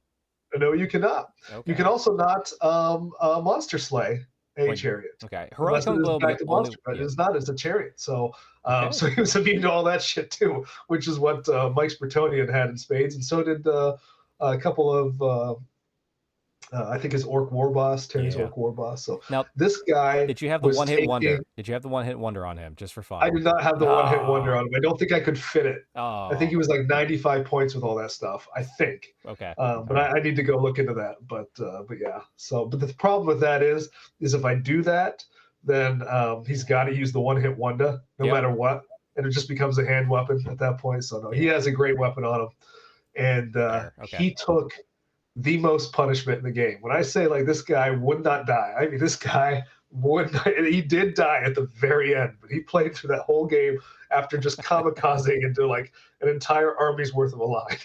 That's amazing. It was great. I was like, I couldn't hope for more. This is awesome. I love it. Yeah, it's actually it's funny. So Alex had a 3-way as well. This is just a 3-way show apparently. Just to bring the spiciness back. Little Warhammer menage a trois. There we go. There we go. Well, Warhammer's happening, and I love that we're in the holiday season because hopefully that means more Warhammer happens because of those, just the nature of it. So I'm hoping. We'll see. I still need to figure out Terathi. Still got to figure that out. I'm starting working on the pack, but like location is the question right now. Yeah, I'm hoping to get another game of AOS in this weekend. My wife and my daughter are in New York City. Ooh, so okay. So it's just me and the boy, and so I'm going to see if I can't convince one of my friends to come over and get another practice game of AOS in to prepare for Warhammer. It's true. In which I will be playing 5 Bloodthirsters. How many Bloodthirsters do you currently own? I currently own 3 Bloodthirsters. Okay. So I'll be printing some proxy Bloodthirsters. Well, this is what's going to be happening. Well, there you go. And I will be slaying many foes and not having to remember very many rules. We're just going to push Bloodthirsters around and deal 20 damage, then get killed, and it'll be fine. Sounds like a good time. It will be a good time. I promise that. Perfect. Well, I guess maybe I should try to get one more Age of Sigmar game in this year just to not be left in the dust because once you get your second game in, I think you're one ahead of me. Actually, we'll see. I got to get Grand Cathy in, and then yeah, I wouldn't mind a Sigmar game. Just a casual run at each other and kill. Yeah. But tonight, it's not a Sigmar chat night. It is a Old World Arcane Journal review night. Woohoo! We finally have the Razing of Westerland. Razing of Westerland. Whilst the Westerland's being wazed by those wascally wabbits. So, I have the copy. Neil's not have a copy, so we're gonna do some. I'll do the reading, and then Neil's gonna do all the reacting. Let's sit there silently and just stare at him. I'm not gonna tell him if he's right or wrong. Yeah. No, I'm kidding. Yeah, right. It just makes some shit up. I'm like, whoa! Holy crap! So this is an interesting Arcane Journal because I think it's the first one where we don't have Army of Infamy. Yeah. So this is giving us new rules for the new Marauder models that are out there, which I've seen quite a few people who are building them. I've seen the models both in person as well as just people showing me like sub-assemblies and stuff. They look great. Yeah. And I can't wait for people to start getting those fielded at events because that army is just going to look spectacular, and I'm going to hate the fact that I'm going to one day want it. Oh yeah. Oh yeah. Yeah, but I saw an STL of what could pass for a Chaos Warrior on a dragon just last night, and I was just like, I might want to do that at some point. I was like, bye. I wish I could mix demons with humans because I have that keeper you printed for me that I painted, and I'm going to put an army around it of just other Slanesh demons. Sure. But man, it would be so cool if I could have that, some Slanesh demons, some Chaos Warriors, a Marauder. Oh yeah. But alas, I cannot do that yet. One day. With that Total War DLC that's coming out with Slanesh in it and everything, it's got me a hankering for some more Slanesh in my life. I know. I keep looking at that too. I'm trying to ignore it, but I'll probably install the game again soon because like it's not installed right now because mostly because I've been playing a lot of other games and I tend to just install directly to my solid state drive because I'm impatient on load times anymore. So sure. Yeah, Total War is going to be making a reappearance on the hard drive soon. But yeah, for this the contents of this, so we got the lore, which I actually read through the lore on this. The lore is so good in these. I still don't think it's fully up to snuff of what we had with say 8th edition, 6th edition type army books. But it's on par with what we had for 2nd edition Sigmar. And it like I said, it's currently the most robust set of lore we're getting in any rule books from Games Workshop right now, outside of Horus Heresy. But also Horus Heresy, I know it, so it's like it doesn't surprise me when I read it anymore. Mm-hmm. And so if you're comparing it to fantasy, though, fantasy army books basically had the entire timeline to work with, right? So it's kind of hard to one-to-one apples to apples that, it's a little bit more zoomed in. Yeah, and it does a good job focusing on specific characters and places.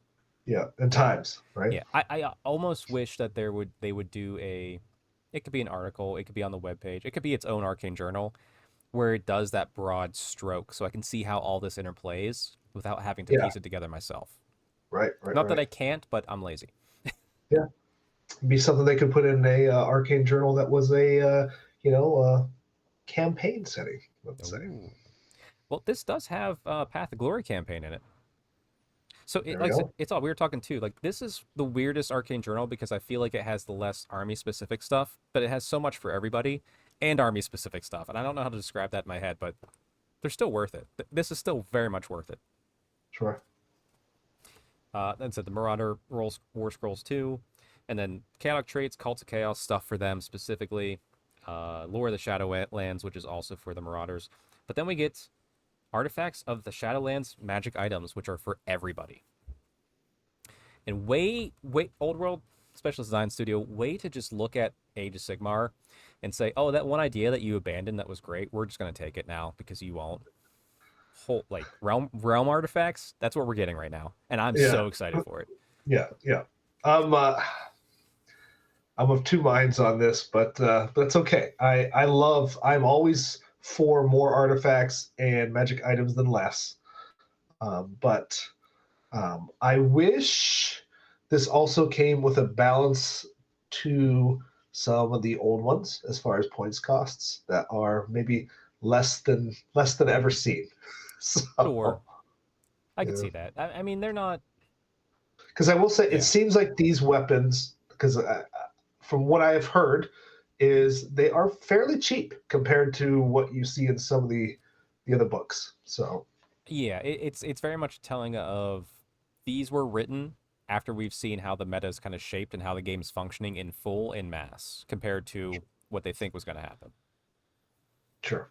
But yeah, I get you. I wouldn't mind that either. Like, and honestly, you could even just in the next Arcane Journal re-release all those in one book and just repoint them, and I would buy it. Yeah. All right. Anyway, let's start looking at some of this. We'll just go front to back. We're not going to read through the lore. The lore is good, especially too when like they're giving us maps. Maps, Neil. Yes, maps always good. Maps are always good. So let's get to the Path to Glory campaign. So there's things about this I like. So obviously, what is it? It's a campaign. You're going to grow an army. You have a character. They can grow. Units can grow, etc., etc. But here's what setting up the campaign. I think you're going to see the thing I like too. Before Warhammer, the Old World Path to Glory campaign begins, there are several decisions to be made, such as who amongst the participants will act as the overseer, how long the campaign will last, and how many points the participants' armies will grow in each stage of the campaign. I cannot recall in 40k, Sigmar, anything really, any of those Path to Glory books saying, hey, you should have somebody who's going to lead this, and you should decide how long it's going to be before you start. Because why do these always fail?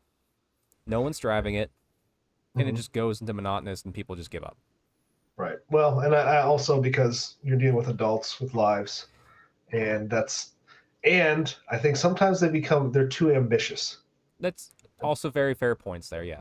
I think sometimes, and I've been very guilty of this, is I've tried to include as many people as I possibly could in campaign settings, and that's half the problem. It's better to have between I'd say 3 and 4 super dedicated people than any more than that. See, for me, I would cap it at like 6 to 8 personally, but also that might just be because of the group I have around me. Right. You have a dedicated club, so you can pull that off. Yeah. Anything else that's not that, I would say stick to 3 to 4. Sure. Yeah. But still, essentially what this is, they're setting up boundaries. So who's the game master? That game master is going to record everything, keep track. So it's somebody who's going to do a lot of extra work for no extra reward. It's just so like there's no like, oh hey, if you're the overseer, you get an extra like 100 points of items. It's like, no, you're just the overseer. Like suck it up and deal with it. Regardless. The next thing they talk about besides the overseer is campaign goals.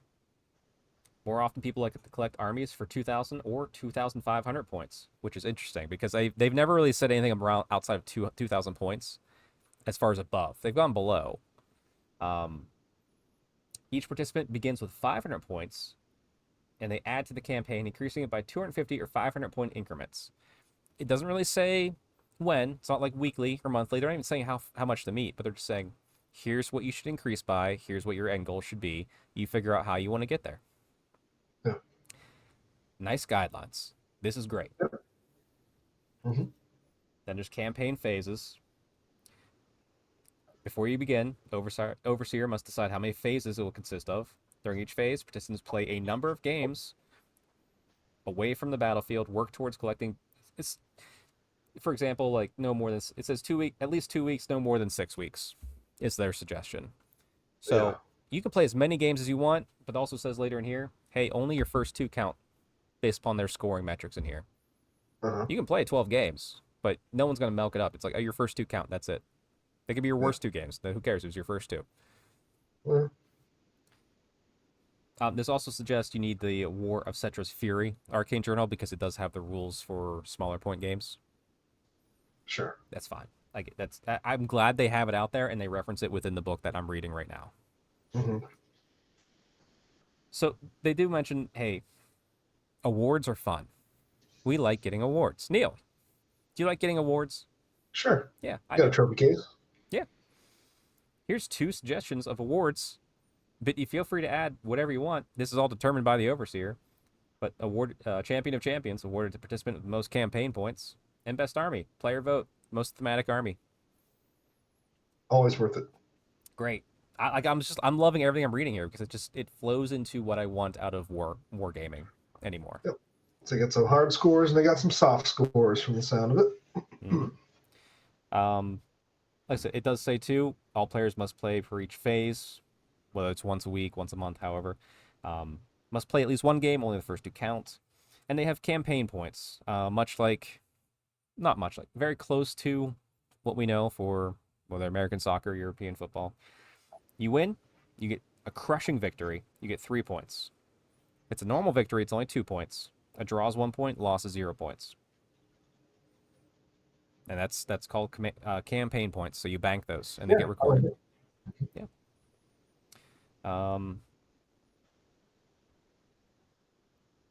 The colors of victory. This is a fun one. Whilst victory in battle is the surest way to campaign points. To acknowledge participants, or building and painting your army is the true objective. To acknowledge this, each person gets +1 campaign point for every game they play with a fully painted army. Sure. Incentives. And then it talks. We won't go too much into this because I don't want to spoil the whole thing, and everybody should go pick up this book if you're an Old World player. But there's veteran abilities. So based upon how many XP you have, you can spend it to upgrade a unit. There is stipulations, like it has to be, you get XP for that unit specifically if it's end of the game and it has over 50% or at least 50% of its starting strength. It gets an XP if it captures like a banner from somebody else, and then you can roll on it. And then once you spend that XP, boom, resets to 0. And then you roll in the veterans table, which is a random table. And then there's also battlefield losses. So if you get destroyed, what happens? Do they die? Do they get reset? Yada yada. If they lost so much, they might have had a veteran status. They lose one of those veteran statuses. And then same thing for commanders. And then if the commander dies, whether they succeed to becoming their greatest demon prince ever, or they just get completely destroyed and die and have to be reset. Nice. So rules for all that. Nice, simple. That is 4 pages for a whole campaign setting. Everything. Yeah, it's pretty good. It's pretty good. I want to do this kind of with my demon army, but we'll see. I have to find other people. Like, while I have a nice club around me, not everybody wants to start a new army. And I'd rather do it with people who are wanting to paint a new army as opposed to people who are just will be willing to play with armies that are painted. Yeah. I've been, as I always am, I'm always working on some type of map campaign, right, to work with our hex maps. Trying to get that maybe not quite as crunchy as what they've been before. And instead of like a points-based, like incremental increase, it's more of like lists. So basically you have like a capital.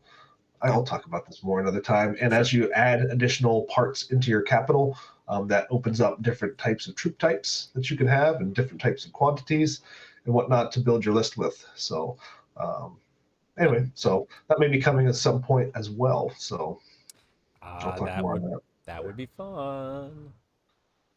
But yeah, that's Path to Glory. Let's go ahead a little bit here.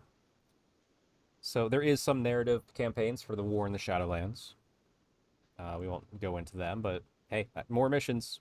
I like it. And then Chaos Marauders. Do you have any Chaos in Old World, or is it just in Sigmar that you have some Chaos? I used to. Well, I have lots of Chaos in Sigmar. Right.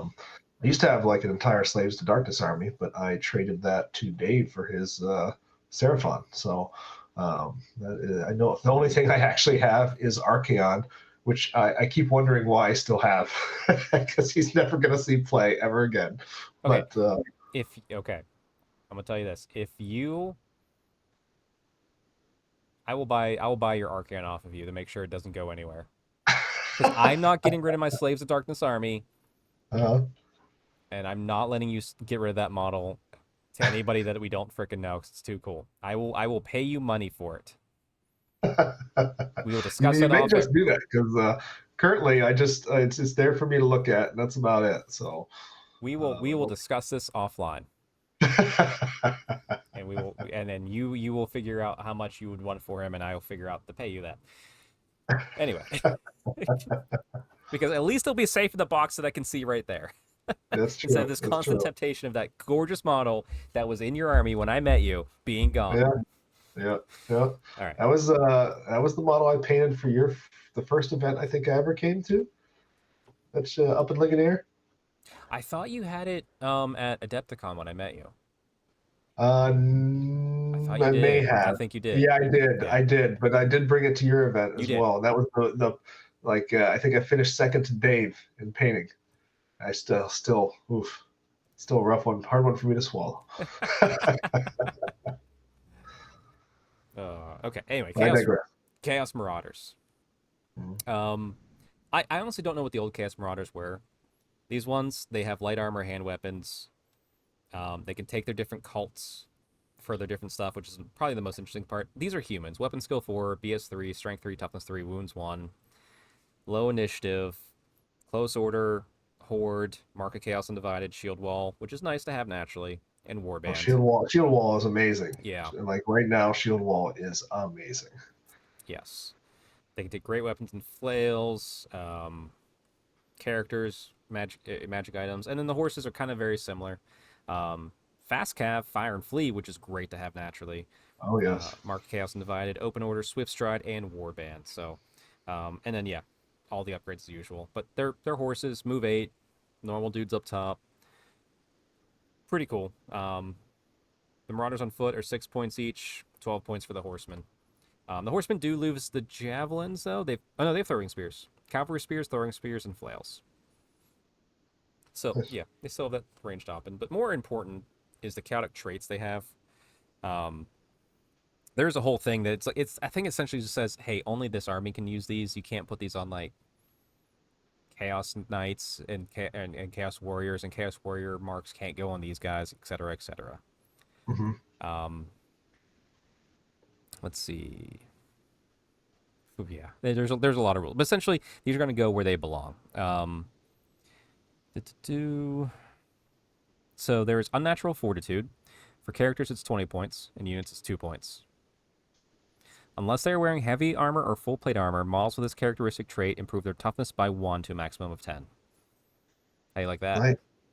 I like that they're kind of like, hey, we're not going to let you overdo it. Yeah. So, all right. All right. Because, I mean, that could easily be the best one. Increasing toughness by 1 is huge. You think so, but we're going to keep reading through these. There's some nice ones in here. Sure. And, okay, so next one's Dark Hearts. Characters, it's 20 points per model. For units, it's plus 1 point per model. Models whose troop type is infantry or cavalry only. If the winning side of a combat includes one or more units in which the majority of models have this chaotic trait, each unit that belongs to the losing side suffers -1 modifier to its leadership when making a break test. Models that have this chaotic trait that cause terror are immune to psychology, are unaffected. Probably not the best. Hmm. Could swing it, Yeah, but leadership in this game seems high. sure. All right, long strides. I'm curious on this one for you. Characters, it's 15 points each. Units, it's 1 point each per model. Yeah, these are all per model on the units. So 0 to 1 unit per 1,000 points. Unless they're wearing heavy armor or full plate armor, models with this chaotic trait gain Vanguard. I I personally don't have a good feel for how to use Vanguard in this game. That's just a hole in my That's fair. ability to play this game. I just like it's like whenever I just use it and the other person goes first, it's like whenever I Vanguard it out, just dies. So I mean, I guess if you can fire and flee with it, that sounds good, That right? sounds real good, yeah. But again, I'm just not awesome with that mechanic. So. Yeah. And actually, after we finish reading these, I'll read exactly who can purchase how many of these. Maybe you'll change your mind on a few of these. Um, Next up is Enhanced Reflexes, 10 points per character, or 1 point per model in a unit. Whilst engaged in combat, models with this trait choose to fight with a hand weapon, gain +2 modifier to their initiative characteristic. Ugh. Applies to single non-magical hand weapons or an ensorcelled weapon. Does not apply to the mount. Blah blah blah blah blah. So, little spicy extra initiative. Not Yeah, bad. it's not bad. I mean, you're going to take a charge with a shield wall and your hand weapon, right? So you're going to be I don't think you need to have shields to use shield wall. really Well, that makes sense. I'm curious on that. I that's in my head for some reason. I don't know why. Keep talking while I look it up. Yeah, so I don't know. Like to me, that gives you an ability to maybe hit first, depending on what your base leader or initiative is. Um, and so you get like a little bit extra defense. So you get to 4-up save, combined with, some higher strength, perhaps higher initiative as well. So I don't know. Sounds good to me. Like, give me a big block of Marauders that you just kind of charge into that, essentially chaff unit, right? And I'm going to hit you back pretty hard. All Maybe right. even hit you first. So shield wall. Just to make sure I'm not being dumb here. Oh, you have to use, yeah, you have to be equipped and use the shields. I'm sorry, I'm being dumb. Thank Christ. Yeah. I don't know why. I don't know why I was in my head backwards. I apologize, everybody. But still, yeah. Take the charge and then come back at you. Because that +2 is gonna probably swing your, yeah, like as you said, it's gonna swing your favor for that second round of combat. Mm. All right. Next up is Battle Hunger. 10 points per model for characters, or plus 20 points per unit. Troop type infantry only. Unit which consists of entirely of models with this chaotic trait means its maximum possible charge range increases charge range by 2 inches. And when making a charge or pursuit roll, can apply plus D3 as well. So it kind of gives them infantry, that's not terrible. Like, I mean, that allows you to actually maybe make some charges with infantry. So yeah, especially when you have that frenzy character. Like, oh, it's my range and threat is a lot bigger now. All right, next up, Brazen Will. 10 points per characters, or plus 15 points per unit in total. Infantry or cavalry only. Magic resist 1. That's really not useful anymore, I don't think. Do you think? I don't know. Magic resist 1 is fine now. I mean, because what are you getting? Most people are running level 1 or 2s. That's true.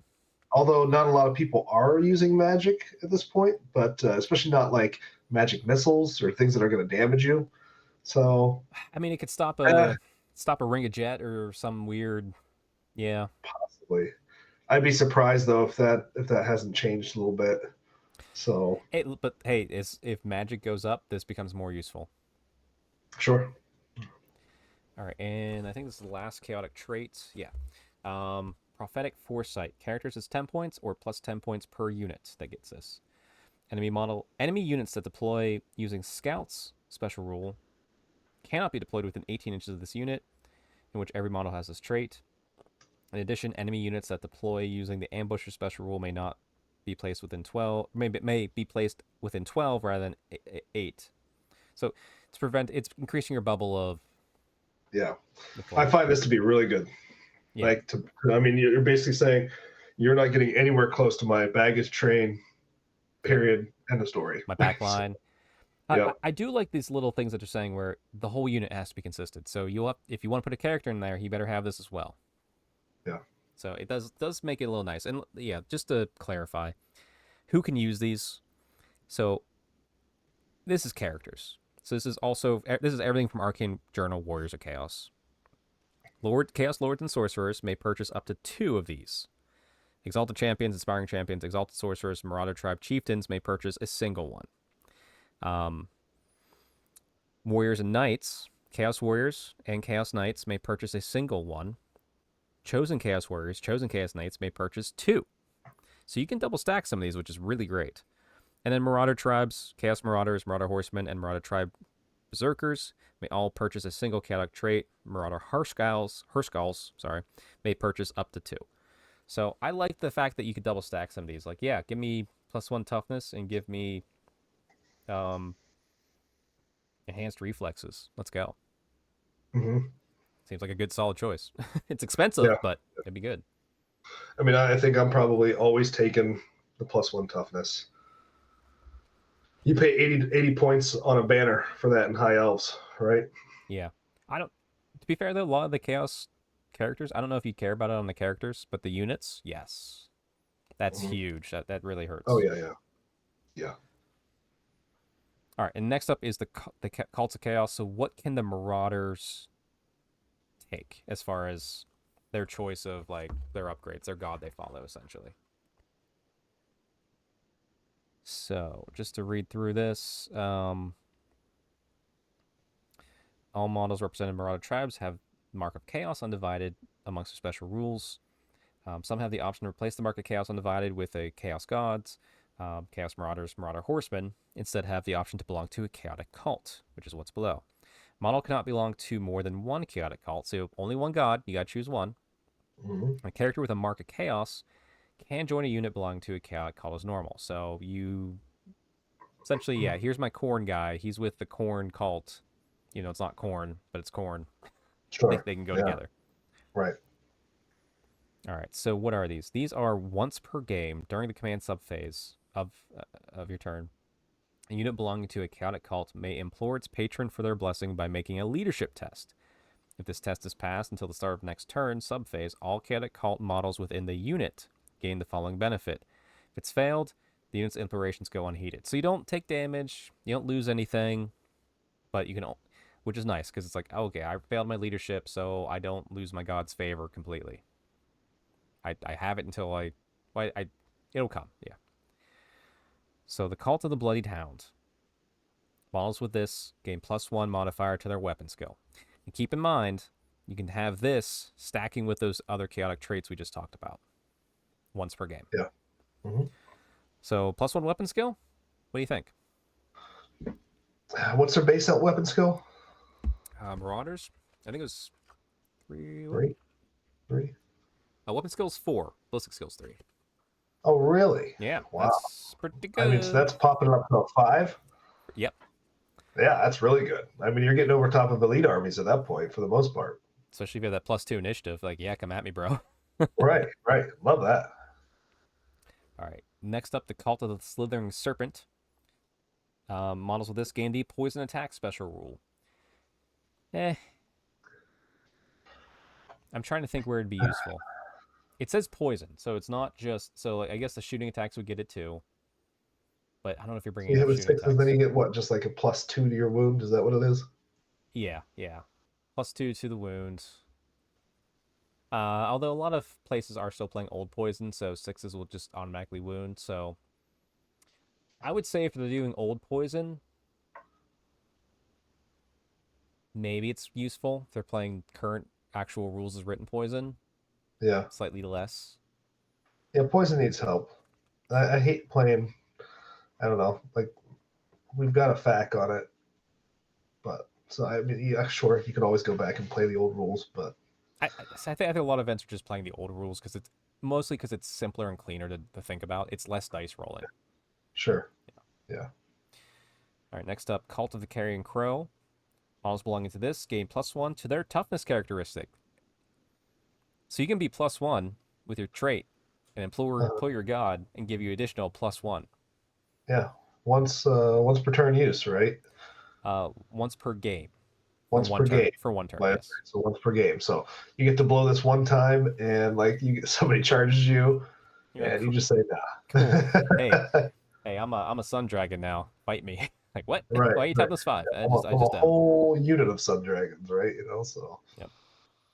All right, and last one, Cult of the Fell Raptor. 6-up ward against any wounds suffered that were caused by non-magical enemy attacks. Once per game. That's still really good. I do like that a lot, yeah. Yeah. And truth be told, I'm sure somebody out there has a thought of how they get the poison to work. These are all great. Yeah. Yeah, especially if you're playing old poison. I mean, you don't have a ton of, I don't know. Even if you're playing old poison, it's probably still just based on what the unit is. You're not going to generate a ton of attacks, so you're not going to really have a lot of 6s getting rolled. So yeah. I don't know. Well, also too, I wonder if it's. I've never been through this thought process. Okay, you have old poison, 6s auto wound. Does that automatically hit ethereal stuff because it says you automatically wound, even though it's not a magical attack? But does that rule supersede the ethereal rule? And was the change to the +2 so it doesn't supersede the ethereal rule? Can you even attack something that's ethereal with a mundane weapon? You can swing as much as you want. You just can't hurt it. But the old... I wonder if the old wording... I mean, how the rule is written, do you actually swing? That's... I think you can swing. You just can't hurt it. It's Warhammer. They're not going to tell you can't swing your weapons. Yeah. I mean, obviously it shouldn't, right? I mean, It it's not shouldn't. It magical, shouldn't. right? But maybe I wonder if that's why there was a change. Yeah. All right. So what do you think at all? Do you like Marauders? I love the new Marauders. I think they look amazing, and I can't wait to see people get them done. And Are you who knows? They might even show up in my house at some point. are you But scared? Are you scared of the potential combos with these traits and cults? I think Chaos Warriors are pretty good, just chaos in general. Um, am I scared of them? I've never actually played Chaos Warriors this entire edition so far. For whatever reason, even in like events that I played in and everything, Yep. just not a lot of people running them in my local area. So actually, I don't know why, because they're awesome. Um, Yeah, but I I have the hardest time beating that army just because of the characters. They're too cost effective. They're too expensive, and I can't kill them. As soon as they start getting like yeah, one or two god rolls in their way, I'm like, I'm right. screwed. And anytime you're giving like benefits to something that gets an eye of the gods table, then and they're already good, So you Yeah, give them something better, Well, I guess we'll have to wait and see. But it's not exactly these guys aren't exactly riding around on chaos dragons, right? So at least I don't think. no, the Marauders are not on dragons. No, no, no. So can you have a chaos dragon in this army? You could have a Chaos Lord that would be on a dragon, I think. Okay, well, all right. Yeah, I suppose so. It depends on which army event for me you take, probably. Yeah. Either way, they're cool. Rule of cool, absolutely. And I can't wait to see what people do with them. Yeah. Well, hey, don't forget there's some magic if you're a Chaos player in here too. So, magic of the wastes of the Shadowlands. You just take this in addition, essentially, as an option. Their signature: Maelstrom of Chaos, Magic Missile, cast 7, range 15, 3-inch blast template centered directly over the target. Scatters D3+1. Enemy models whose base lies underneath the template risks being hit. Strength 4, AP -3. It's still range 15, right? Yeah. And it scatters. Yep. So it's like you got to get really close.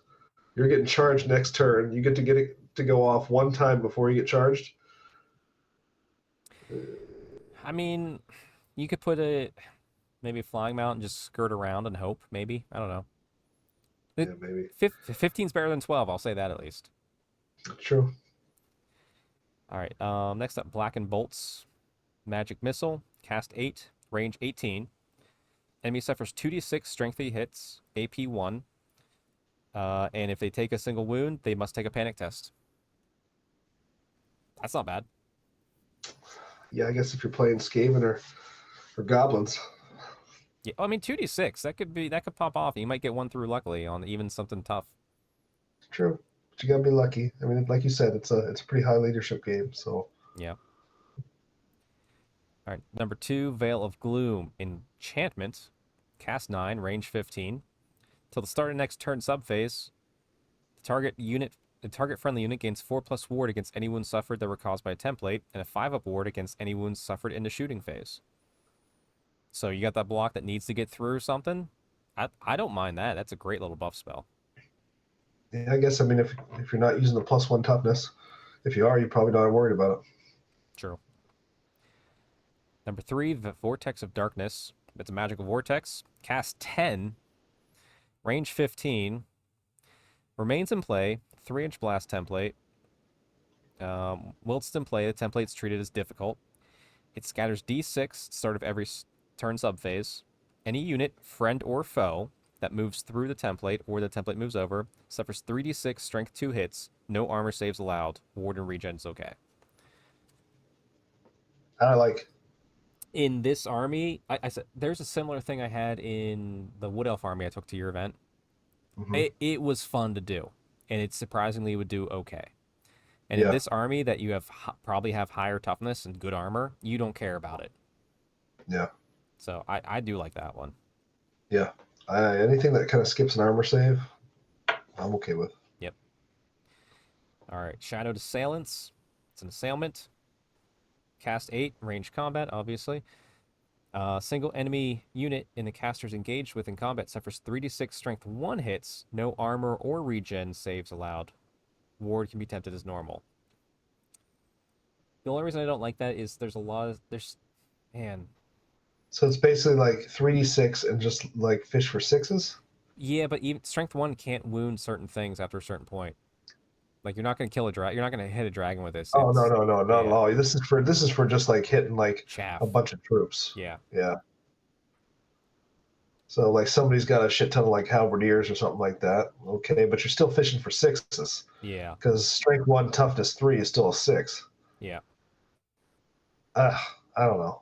Get that out of here. It's an assailment.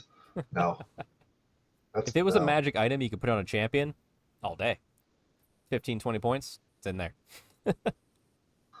Maybe, maybe. All right, Crawling Mists, conveyance spell. It's double. We got 6+ or 9+, range self. If the spell is cast with a casting resolve of 6 or more, single friendly unit within 6 inches gains reserve move special rule. If it casts 9 or more, every friendly unit within 6 inches gains reserve move until the end of this turn. So it's That's the really Tomb Kings have something like that on their casting. yeah. That's really good. And what I love about that, since it's range self, cast it in combat. You may not be able to use it in combat, but you might be able to help the things around you move to where they need to But go. what is it? What type of spell is it? It's it's conveyance, but it's range self. Conveyance has to be cast in the Movement movement phase. phase. Yeah, Right, but it's range self. You can cast range self in combat. I guess. Yeah, I So guess if you're locked in stuck with combat, you can be like, "Hey guys, I got this locked down. Go to the back line." it. Yeah, I guess if you get the higher one, yeah. I always like movement, so I'm a fan of that one. But yeah, it's Yep. a risk. You got to roll high, which isn't always easy. All right, and the sixth spell, Chains of Darkness. It's a hex, 8+, range 18. Until the start of the next turn subphase, or your next turn subphase, target enemy unit suffers -1 modifier to its movement and leadership to a minimum of 2. Eh, situational. Yeah. Nothing you can't get off with a I don't know, one of those cannons from Cathay, right? I mean, Yeah. a lot easier. All right. Not my favorite lore I've ever read, Yeah. but I don't play the army, so maybe there's some trick in there that I'm not aware of, but it doesn't seem like it's gonna be a go-to choice left and right. I don't feel. I don't think it's breaking anything, that's for sure. So, sure. All right, now let's look at stuff that's gonna break stuff. Artifacts for everybody. Shadowlands magic Yeah. items. Now we're to the meat. So what are you hoping for in this? I'm hoping for some competitive items that have rent. Be nice to have some AP on stuff, like let's have some magic weapons that you can actually take because they might carve through some armor because they're magic. Whoa. Calm down. Yeah, sorry. Get All off right. my soapbox now. First up, the Cackling Blade. We're going to call this the Neil Blade because he's cackling. He wants it. Yes. 65 points. Range combat. Strength +1. AP -1. Extra attacks D6. Magical attacks. And if a natural 6 is rolled for the extra D6 attacks, the wielder loses a single wound. So you want 5 attacks every time. No more, no less. Don't want 6. Yeah, don't get 6. 65 points. Yeah. You're probably strength 4, strength 5, AP only 1. You could roll 1. I don't mind this on like let's say like you got some guy who's like on a chariot just trying to kamikaze in and just do as much damage on the charge as they possibly can. You combine this with impact hits as well. It can be pretty gnarly. No, You're you're right. probably just gonna challenge that guy out, right? And then he's gonna just absolutely murder somebody to the max, max overkill, and then you're done. Maybe, yeah.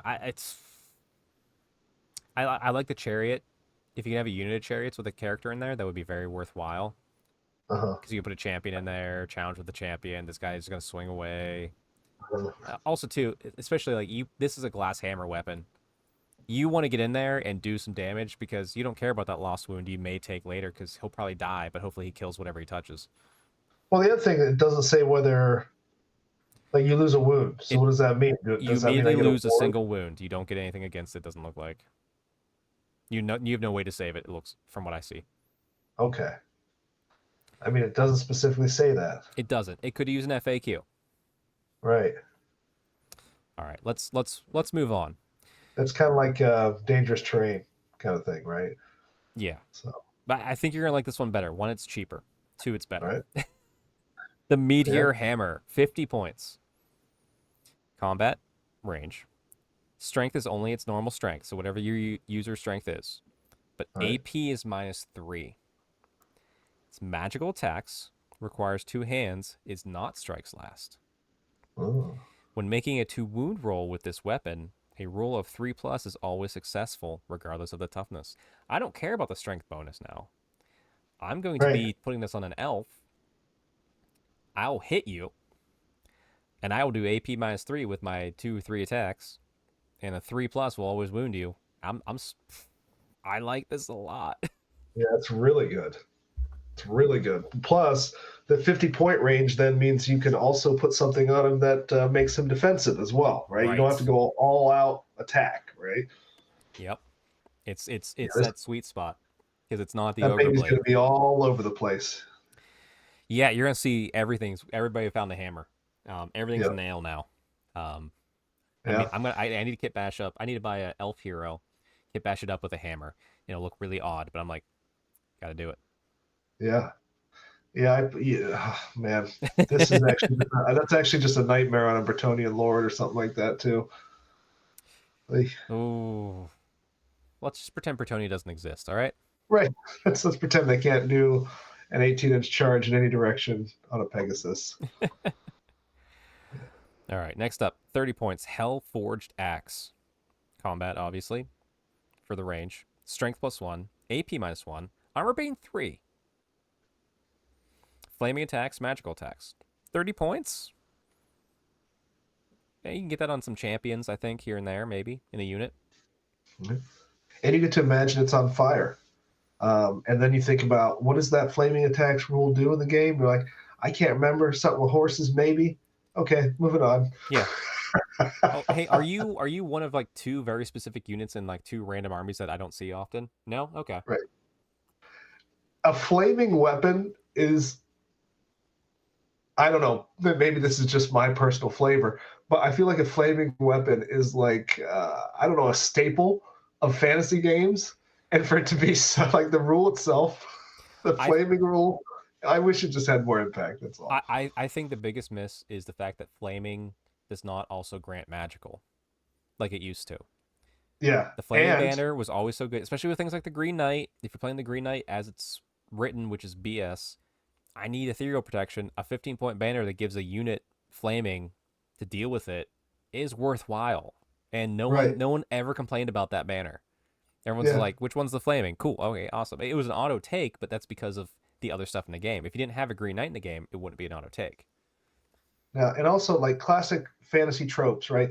If you're going to try and kill a troll in D&D, what do you need? What do you got to have? Flaming weapon. Right, right, Fireball. right. Yep. So why are we not canceling out regen with flaming weapons? I have I no idea. know. I know. Why are we not doing that? Everybody I don't out there. understand it. Everybody out there. Let's FAQ this ourselves. Like we have the community FAQs. Just put it in there. Like let's not kid ourselves.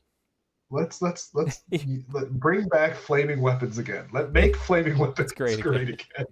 Here's the strength hammer FAQ or strength hammer, not FAQ. Here's the strength hammer comp. You ready? We're gonna list it right now. 1. Green Knight can't charge turn it comes in. 2. Perfect. 2 balloons max in Grand Cathay, only 1 character. 3. Perfect. Flaming stops all regen and is always magical. Oh. That's it. That's all I change. I agree with this message. Those are going to be at every Strength Hammer event going forward. I love it. Please note, Neil's events are not necessarily Strength Hammer events. He can do whatever he please. Yeah, that sounds great to me. It's going immediately in. Yeah. All right, here's my favorite of these weapons. The Sword of Sorrow, 30 points. And here's why. This is a sword. Range 30 inches. Uh-huh. Strength 5. AP 1, Armor Bane 2, magical attacks, multiple wounds 2. Sword of Sorrow is a missile weapon. It cannot be used in combat, but no ward or regen saves are permitted against wounds caused by the Sword of Sorrows. So it's technically a bow, but it And it's says strength +2. strength 5. Armor Bane 2, Okay. multiple wounds 2, magical attacks. I like it. I have a 30-inch just poke and like. And here's why I Go like. ahead and read that flavor text, by the way. I think it's worth telling people the flavor text. Though it possesses no special properties when wielded in combat, it is said that a gesture with the Sword of Sorrow can pierce an enemy's heart from afar. Just breaks your heart, man. Here's what you do. You play Wood Elves, which I just did. And like this came out right as I was playing Wood Elves. And you have a Way Watcher who can snipe out characters and can scout in with a unit.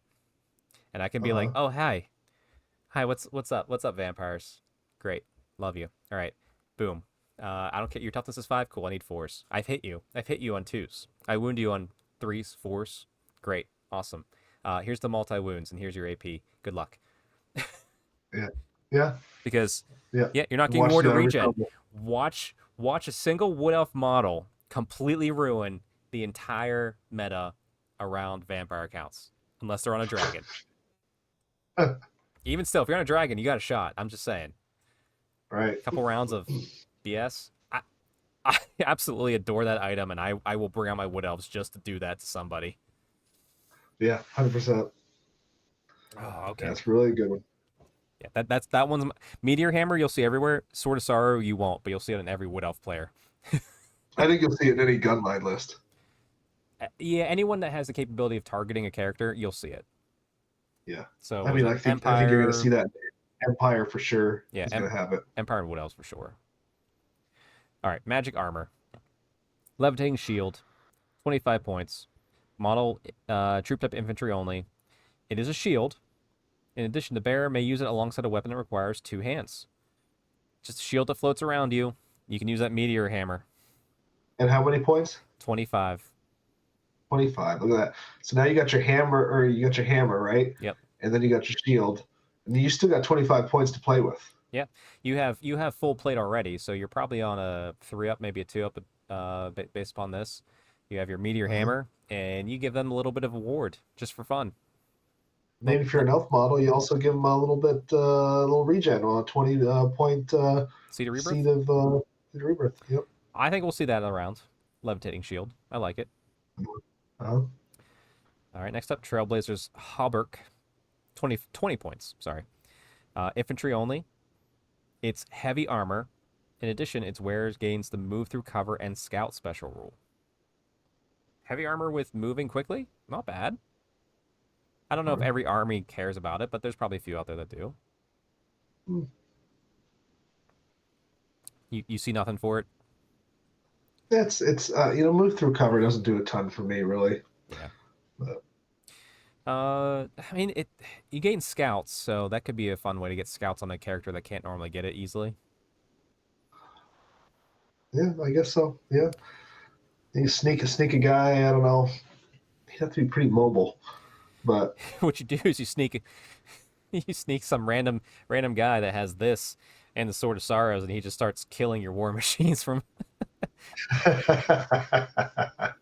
right, talismans with the Icon of Fortitude, 35 points. Model whose troop type is infantry or cavalry. The bearer is immune to multiple wounds special rule. The bearer suffers a wound with a special rule. They only suffer a single wound. So a little bit of defense there. I feel like it's very meta dependent.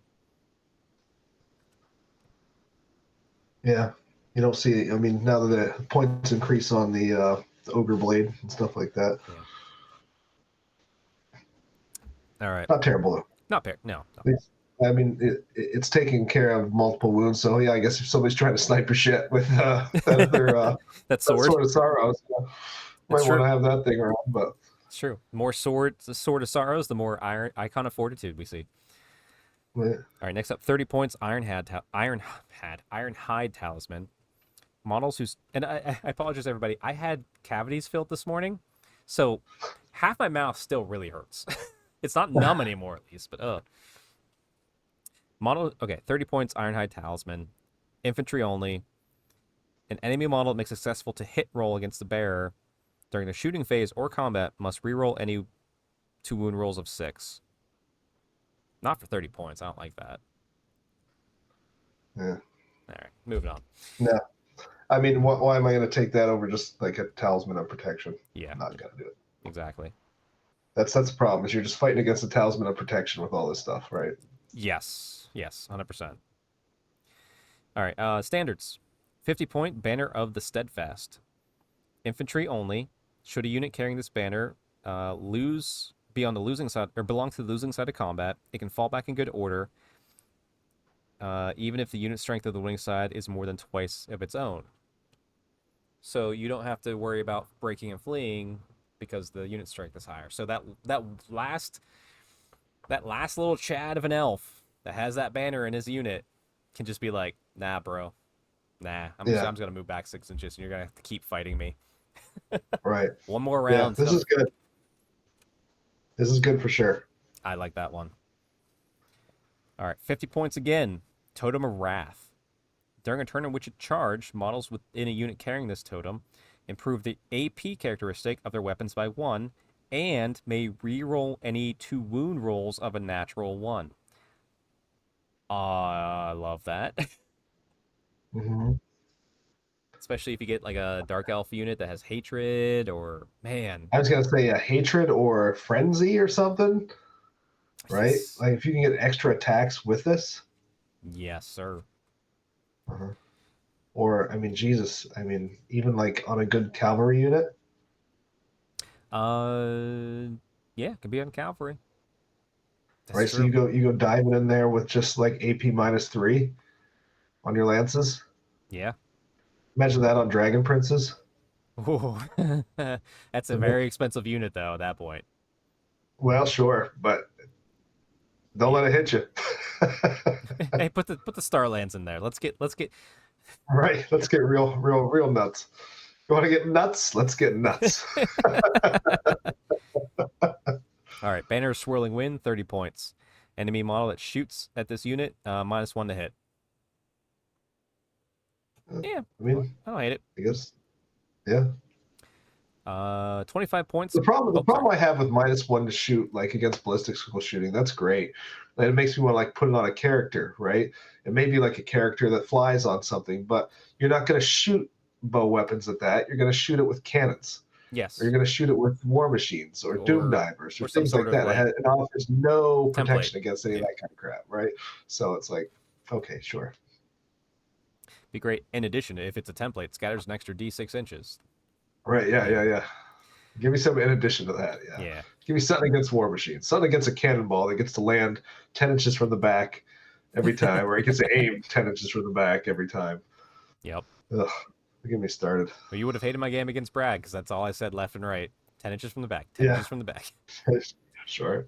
All right, last magic standard, 25 points, Monster Hunter Tapestry. Enemy units may not make stomp attacks against the unit carrying this tapestry. Situational. I mean, you got an expensive infantry unit or something like that. But there's a lot of banners you're competing against with that, though.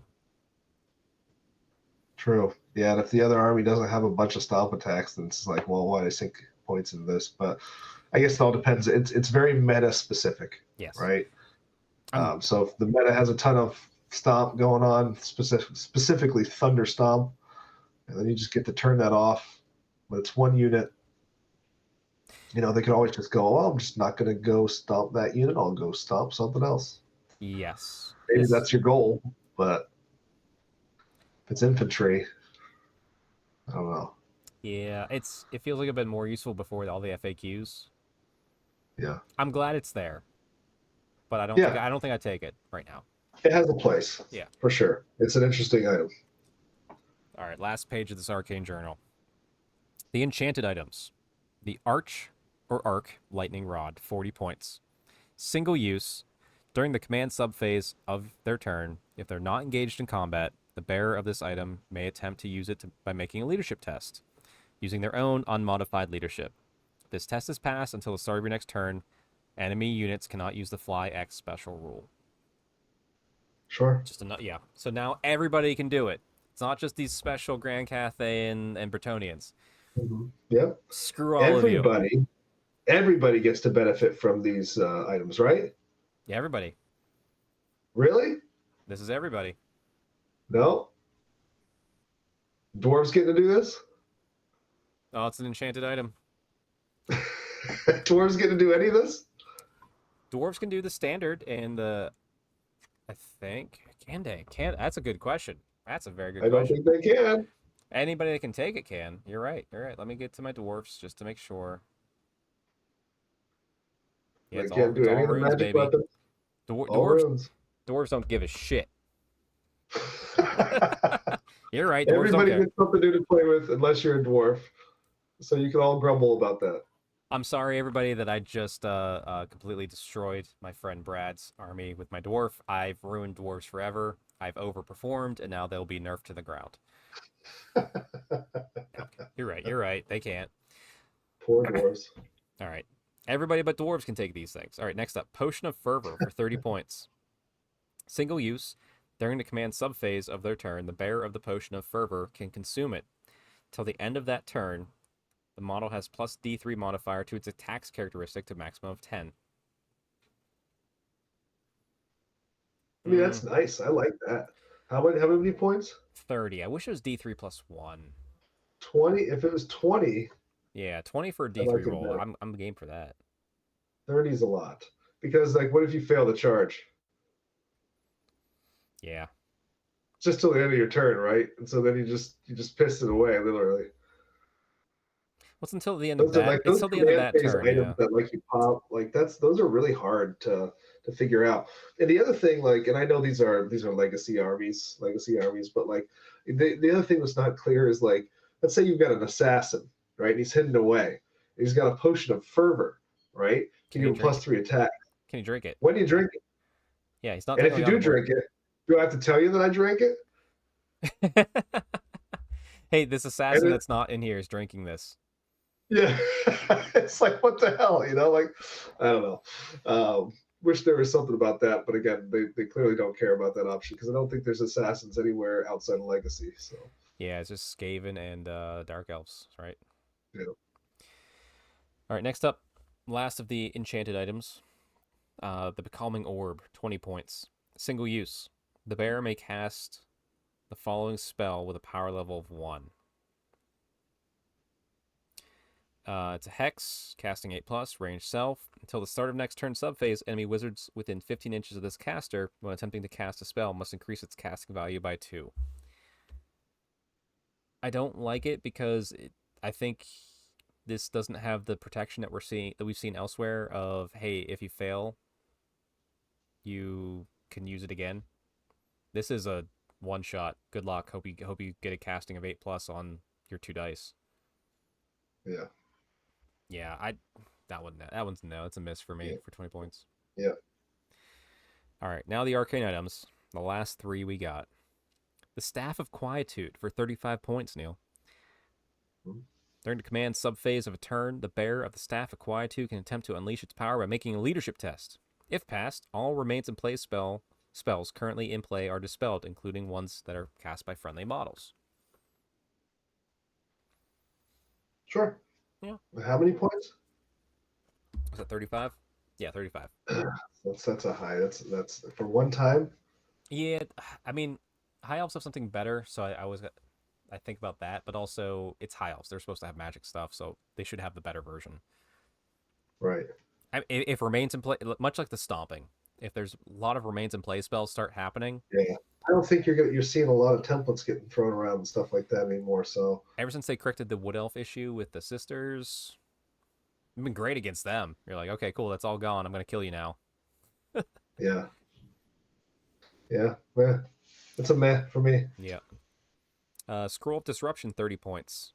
Once per turn, the bearer of the Scroll of Disruption may reroll a dispel roll. How many points? 30. Reroll dispel once per turn. I like that. It's not terrible.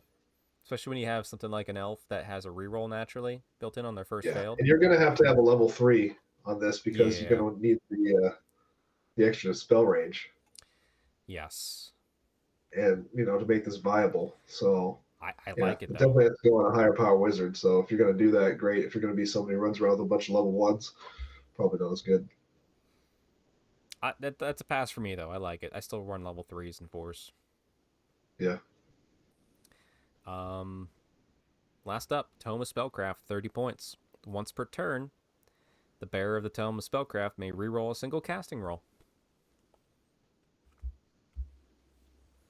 I mean, you get to do the thing that high elves get to do every turn. Well, we get to do it, but only on our first failed. So you could technically put this on a high elf still and get double benefit. Your first failed, hey, I'm using my army rule. I don't know if you can reroll or reroll, but if Is you're, it first fail per wizard or first fail for? I think it's just first failed per. Actually, is it per wizard? I don't know. That's a I think very so good. because they each have the rule to them, right? Yeah, Uh, so it would be each individual one, I would imagine. yeah. Let's just check here. Archmage, what's that called? Lilith's Lord. Blessing. Once per turn, a model with this special rule. So may reroll a single failed. Oh no, actually it is a single failed casting. It's not the first. Maybe that was an FAQ I missed, or just had it backwards in my head. Okay, so you don't need to put this on the high elf because we just naturally have it. Yeah. So might as well do it. Yeah. Cool. All right. Well, But nice for others. Nice great. for Yeah, others. great for everybody but dwarfs. Right. You're right, dwarfs. Ah, If Big M's listening to this episode, I hope somewhere he's raging and gnashing his teeth. he's probably already excited and raging because my dwarfs completely ruined Brad's night Yeah. with the Yeah. goblins, and he's just like, how to do it? Because don't forget, Matt hates cannons. He hates artillery, and my artillery just said, nah, go away, go away. Yeah. So funny. Well, his chaos dwarves gets to play with all these, but his actual dwarves do not. Well, he's a chaos dwarf now. He's fallen. He's turning to stone slowly. Right. But yeah, the Razing of Westerland. Arcane Journal, done and dusted. Neil, what do you think? You like it? Yeah, I give it a. Hey, we get new toys to play with. Everybody except dwarves, anyway. So, yeah, really cool. Yeah. I give it a shit. New toys for everybody. I give it a 9 out of 10. I'm gonna go 8.7. Fair enough. Just because I just played dwarves, I gotta raise the Right. last of my beer to my dwarven brethrens. Right. Yeah, for an Arcane Journal without an Army of Infamy, I still love it. Yeah. Like I love that this exists, and this is a thing that may happen in the future then too. and I love that That's the other encouraging thing about it. Yeah, like they can release, like honestly, they could release an Arcane Journal that has no new models, no new war scrolls, no Armies of Infamy, just is extra stuff. I mean, to be fair, that was the match play guide, and we were all just like, "This is great, we love it." Yeah. Plus, also, it's $29. Like, keep doing that. Anyway, that's it. I think for this show, we got the Arcane Journal caught up now, so we just wait for the next one to be released. And I keep painting my Grand Cathay. Neil keeps painting and printing his, I guess, Age of Sigmar corn right now, right? Right. That's your Right love now. affair. Yeah. Till that's all together, and then I get to paint 3 new Bloodthirsters. That's going to be awesome. I can't wait. Oh, come on. They don't take forever. That's like an hour. I mean, it could be an hour. Do I want it to be an hour is the next question. All right. Well, perfect. All right. Well, we will see you all here next week where we'll talk about something. I don't know what because there has been a lot of old world news lately, so we'll see. Stuff and things. There'll be stuff and things. But all right, everybody, we will catch you next time.